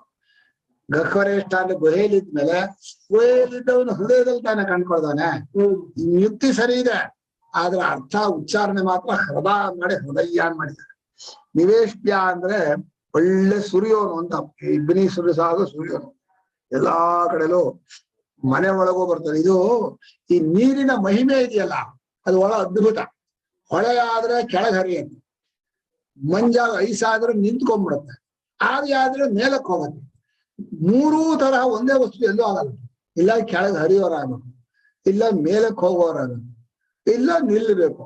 ಅದು ಮೇಲಕ್ಕೂ ಹೋಗೋದು, ಕೆಳಕ್ಕೂ ಹರಿಯೋದು, ನಿಂತೋದು ಅಷ್ಟೇ ಇಲ್ಲ. ಹನಿ ಹನಿಯಾಗಿ ಬೀಳುತ್ತೆ. ದಪ್ಪನ ಬಿದ್ದುಬಿಟ್ರೆ ಎಲ್ರ ತಲೆನೋ ಹೊಡೆದೋಗತ್ತೆ ಅಂತ ಹೇಳಿ ಹನಿ ಹನಿ. ಆಮೇಲೆ ಮಂಜಾಗಿ ಮನೆ ಒಳಗೆಲ್ಲ ನುಗ್ಗತ್ತೆ. ಆ ಮಂಜಿನಲ್ಲೂ ಎಷ್ಟು ಅನುಕೂಲ ಇದೆ ಅಂದ್ರು. ಸಣ್ಣ ಸಣ್ಣ ಕ್ರಿಮಿಗಳೆಲ್ಲ ಸಾಯ್ಬೇಕಾದ್ರೆ ಈ ಕಾಡುಗಳಲ್ಲಿ ಆ ಮಂಜು ಇರ್ಬೇಕು. ಮಂಜು ಎಲ್ಲಾ ಕಡೆಗೂ ನುಗ್ಗತ್ತೆ. ಹೀಗೆ ನೀರಿನ ವಿಶೇಷ ಶಕ್ತಿಯನ್ನ ಪರಮಾತ್ಮ ತೋರಿಸಿದ್ದಾರೆ. ಜೀವನದಲ್ಲಿ ನೀರು ಬಹಳ ಮುಖ್ಯ. ಹೃದಯಾಯ ಚ ನಿವೇಶ್ಯಾಯ ಚ ನಮಪ್ಪಾಗು ಸಂಧ್ಯಾಯ. ಪಾಂಸು ಅಂದ್ರೆ ಧೂಳು, ರಜಸ್ಸು ದಪ್ಪದೋಳು. ಧೂಳಿನಲ್ಲೇ ಸಣ್ಣದು ದಪ್ಪದು ಅಂತ ಹೇಳುತ್ತಲ್ಲ. ಅತ್ಯಂತ ಸಣ್ಣದಾದ ಧೂಳು, ಸ್ವಲ್ಪ ದಪ್ಪಗಿರೋದು, ಎರಡು ಧೂಳೆ. ಪಾಗು ಸಭ್ಯ ಪಾಂಸುಷು ಭವಃ. ಸಣ್ಣ ಧೂಳಿನಲ್ಲಿ ಮೂಗಳಗೆಲ್ಲ ಹೋಗುತ್ತಲ್ಲ, ಆ ಧೂಳು ಪಾಗು ಸಭ್ಯ ಪಾಂಸು. ಇನ್ನು ಸ್ವಲ್ಪ ದಪ್ಪಗಿದ್ರೆ ಅಲ್ಲೇ ಸರಿದಾಡುತ್ತೆ, ಮೇಲೆ ಹಾರೋಲ್ಲ ಹೆಚ್ಚು, ಅದು ರಜಸ್ಯ. ರಜಸ್ಸು ಅನ್ನೋದು ಒಂದು ತರ, ಪಾಗುಸವ ಅನ್ನೋದು ಅದು ಒಂದು ತರ. ಇದೆರಡೂ ಕೂಡ ಮನುಷ್ಯನ ಉಸಿರಾಟಕ್ಕೆ ತೊಂದರೆ ಆದ್ರಿಂದ ಕಷ್ಟಕರವಾದ್ದು ಅಂತ ಇಟ್ಕೊಂಡಿದ್ದಾರೆ. ಧೂಳಿಲ್ಲದೆ ಹೋದ್ರೆ ಆಗಲ್ಲ. ಧೂಳು ಬೇಕು, ರಜಸ್ಸು ಬೇಕು. ಆದ್ರೆ ಮನುಷ್ಯನಿಗೆ ಧೂಳು ರಜಸ್ಸು, ಅಯ್ಯೋ ಧೂಳು, ಪುಸ್ತಕದ ಧೂಳು ಇದೆಯಲ್ಲ ಬಹಳ ಕಷ್ಟ. ಹಳೆಯ ಪುಸ್ತಕದ ಧೂಳು, ಆದ್ರೆ ಬೀದಿ ಧೂಳು ಅಷ್ಟೇನಾಗಲ್ಲ. ನಾವು ಹಿಂದೆಲ್ಲ ಧೂಳಲ್ಲೇ ಆಟ ಆಡ್ತಾ ಇದ್ವಪ್ಪ, ಏನೂ ಆಗ್ತಿರ್ಲಿಲ್ಲ. ಕಾಲೆಲ್ಲ ಧೂಳು, ಮುಖವೆಲ್ಲ ಧೂಳು, ಕೈಯೆಲ್ಲ ಧೂಳು, ಕೂದಲೆಲ್ಲ ಧೂಳು, ಧೂಳಲ್ಲೇ ಹೊರಗಾಡೋದು, ಅಲ್ಲೇ ಲಗಾಟೆ ಹೊಡೆಯೋದು, ಅಲ್ಲೇ ಈಗ ಏನೂ ಆಗ್ತಿರ್ಲಿಲ್ಲ. ಈಗ ಧೂಳು ನೋಡಿದ್ರೇನೆ ಇದು ಬಂದ್ಬಿಡುತ್ತೆ, ದಮ್ ಬಂದ್ಬಿಡುತ್ತೆ. ಯಾಕೆ ಹೀಗಾಗಿದೆ ಗೊತ್ತಿಲ್ಲ. ಮನುಷ್ಯ ಅರ್ಧ ಇವನ ಕಲ್ಪನೆಯಿಂದ ಬಂದ್ಬಿಡುತ್ತು ಅಂತ. ಅಯ್ಯೋ ಅದು ಕಷ್ಟ ಕಷ್ಟ ಕಷ್ಟ ಕಷ್ಟ. ಈ ಮಳೆ ಶಬ್ದ ಕೆಲವರಿಗೆ ಆಗಲ್ಲ, ಗಡ ಗಡ ಗಡ ಗಡ ಗಡ ಶಬ್ದ. ಅಯ್ಯೋ ಎಷ್ಟು ಚೆನ್ನಾಗಿದೆ ಮಳೆ ಅಂತ ಕೆಲವು ಶಬ್ದವನ್ನು ನೋಡ್ತಾರೆ. ಈಗ ನೀವು ನಿಮ್ಮ ಭಾವನೆಯಿಂದ ಆ ವಸ್ತುವಿನ ಫಲ ಪ್ರತಿಕ್ರಿಯೆ ಇದೆಯಲ್ಲ, ಚೆನ್ನಾಗಿದೆ ಚೆನ್ನಾಗಿದೆ ಅಂದ್ರೆ ಅದು ಚೆನ್ನಾಗಿರೋ ಫಲವನ್ನೇ ಕೊಡುತ್ತೆ. ಅಯ್ಯೋ ಕಷ್ಟ ಕಷ್ಟ ಅಂದ್ರೆ ಕಷ್ಟ ಫಲವನ್ನೇ ಕೊಡ್ತೀವಿ ಅಲ್ವಾ. ಚಳಿನೋ ಚೆನ್ನಾಗಿದೆಯೋ ಚೆನ್ನಾಗಿರೋಲ್ವಾ ಚಳಿ? ಯಾವಾಗ ಇಲ್ಲ, ಬರೀ ಸಾಮಾನ್ಯ ಪ್ರಶ್ನೆ. ನೀವು ಚೆನ್ನಾಗಿ ಹೇಳ್ತೀವಿ, ಚಳಿ ನಮ್ಮ ಮತ್ತೂರಲ್ಲಿ ಚಳಿ ಒಳ್ಳೆ ಗಾಳಿ ಬೀಸತ್ತೆ, ಚೆನ್ನಾಗಿರುತ್ತೋ ಇಲ್ವ ಅಂತ ಕೇಳಿದ್ರೆ ಏನ್ ಹೇಳ್ಬೇಕು? ಒಬ್ರು ಬಹಳ ಚೆನ್ನಾಗಿದೆ, ತಂಪಾಗಿದೆ, ಬಹಳ ಸಂತೋಷ, ನೀವು ಅಯ್ಯೋ ಈ ಚಳಿ ನೆಗಡಿ ಆಗ್ಬಿಡತ್ತೆ ಅಂತ. ಒಬ್ಬೊಬ್ರು ಒಂದೊಂದರ ಅವರವ್ರ ಭಾವನೆ ಮಾಡಿದಾಗ ಅದೊಂದು ಫಲ. ಅದೇ ಚಳಿ ಒಬ್ಬರೇ ಒಂದ್ ಫಲ, ಇನ್ನೊಬ್ರಿಗೆ ಇನ್ನೊಂದು. ಹಾಗೆ ಧೂಳು ಕೂಡ ಏನ್ ಚೆನ್ನಾಗಿರುತ್ತೆ ಆಟ ಆಡಕ್ಕೆ ಅಂತ, ಅಯ್ಯೋ ಉಸಿರು ಕಟ್ಟತ್ತೆ. ಟೈಮ್ ಆಯ್ತು.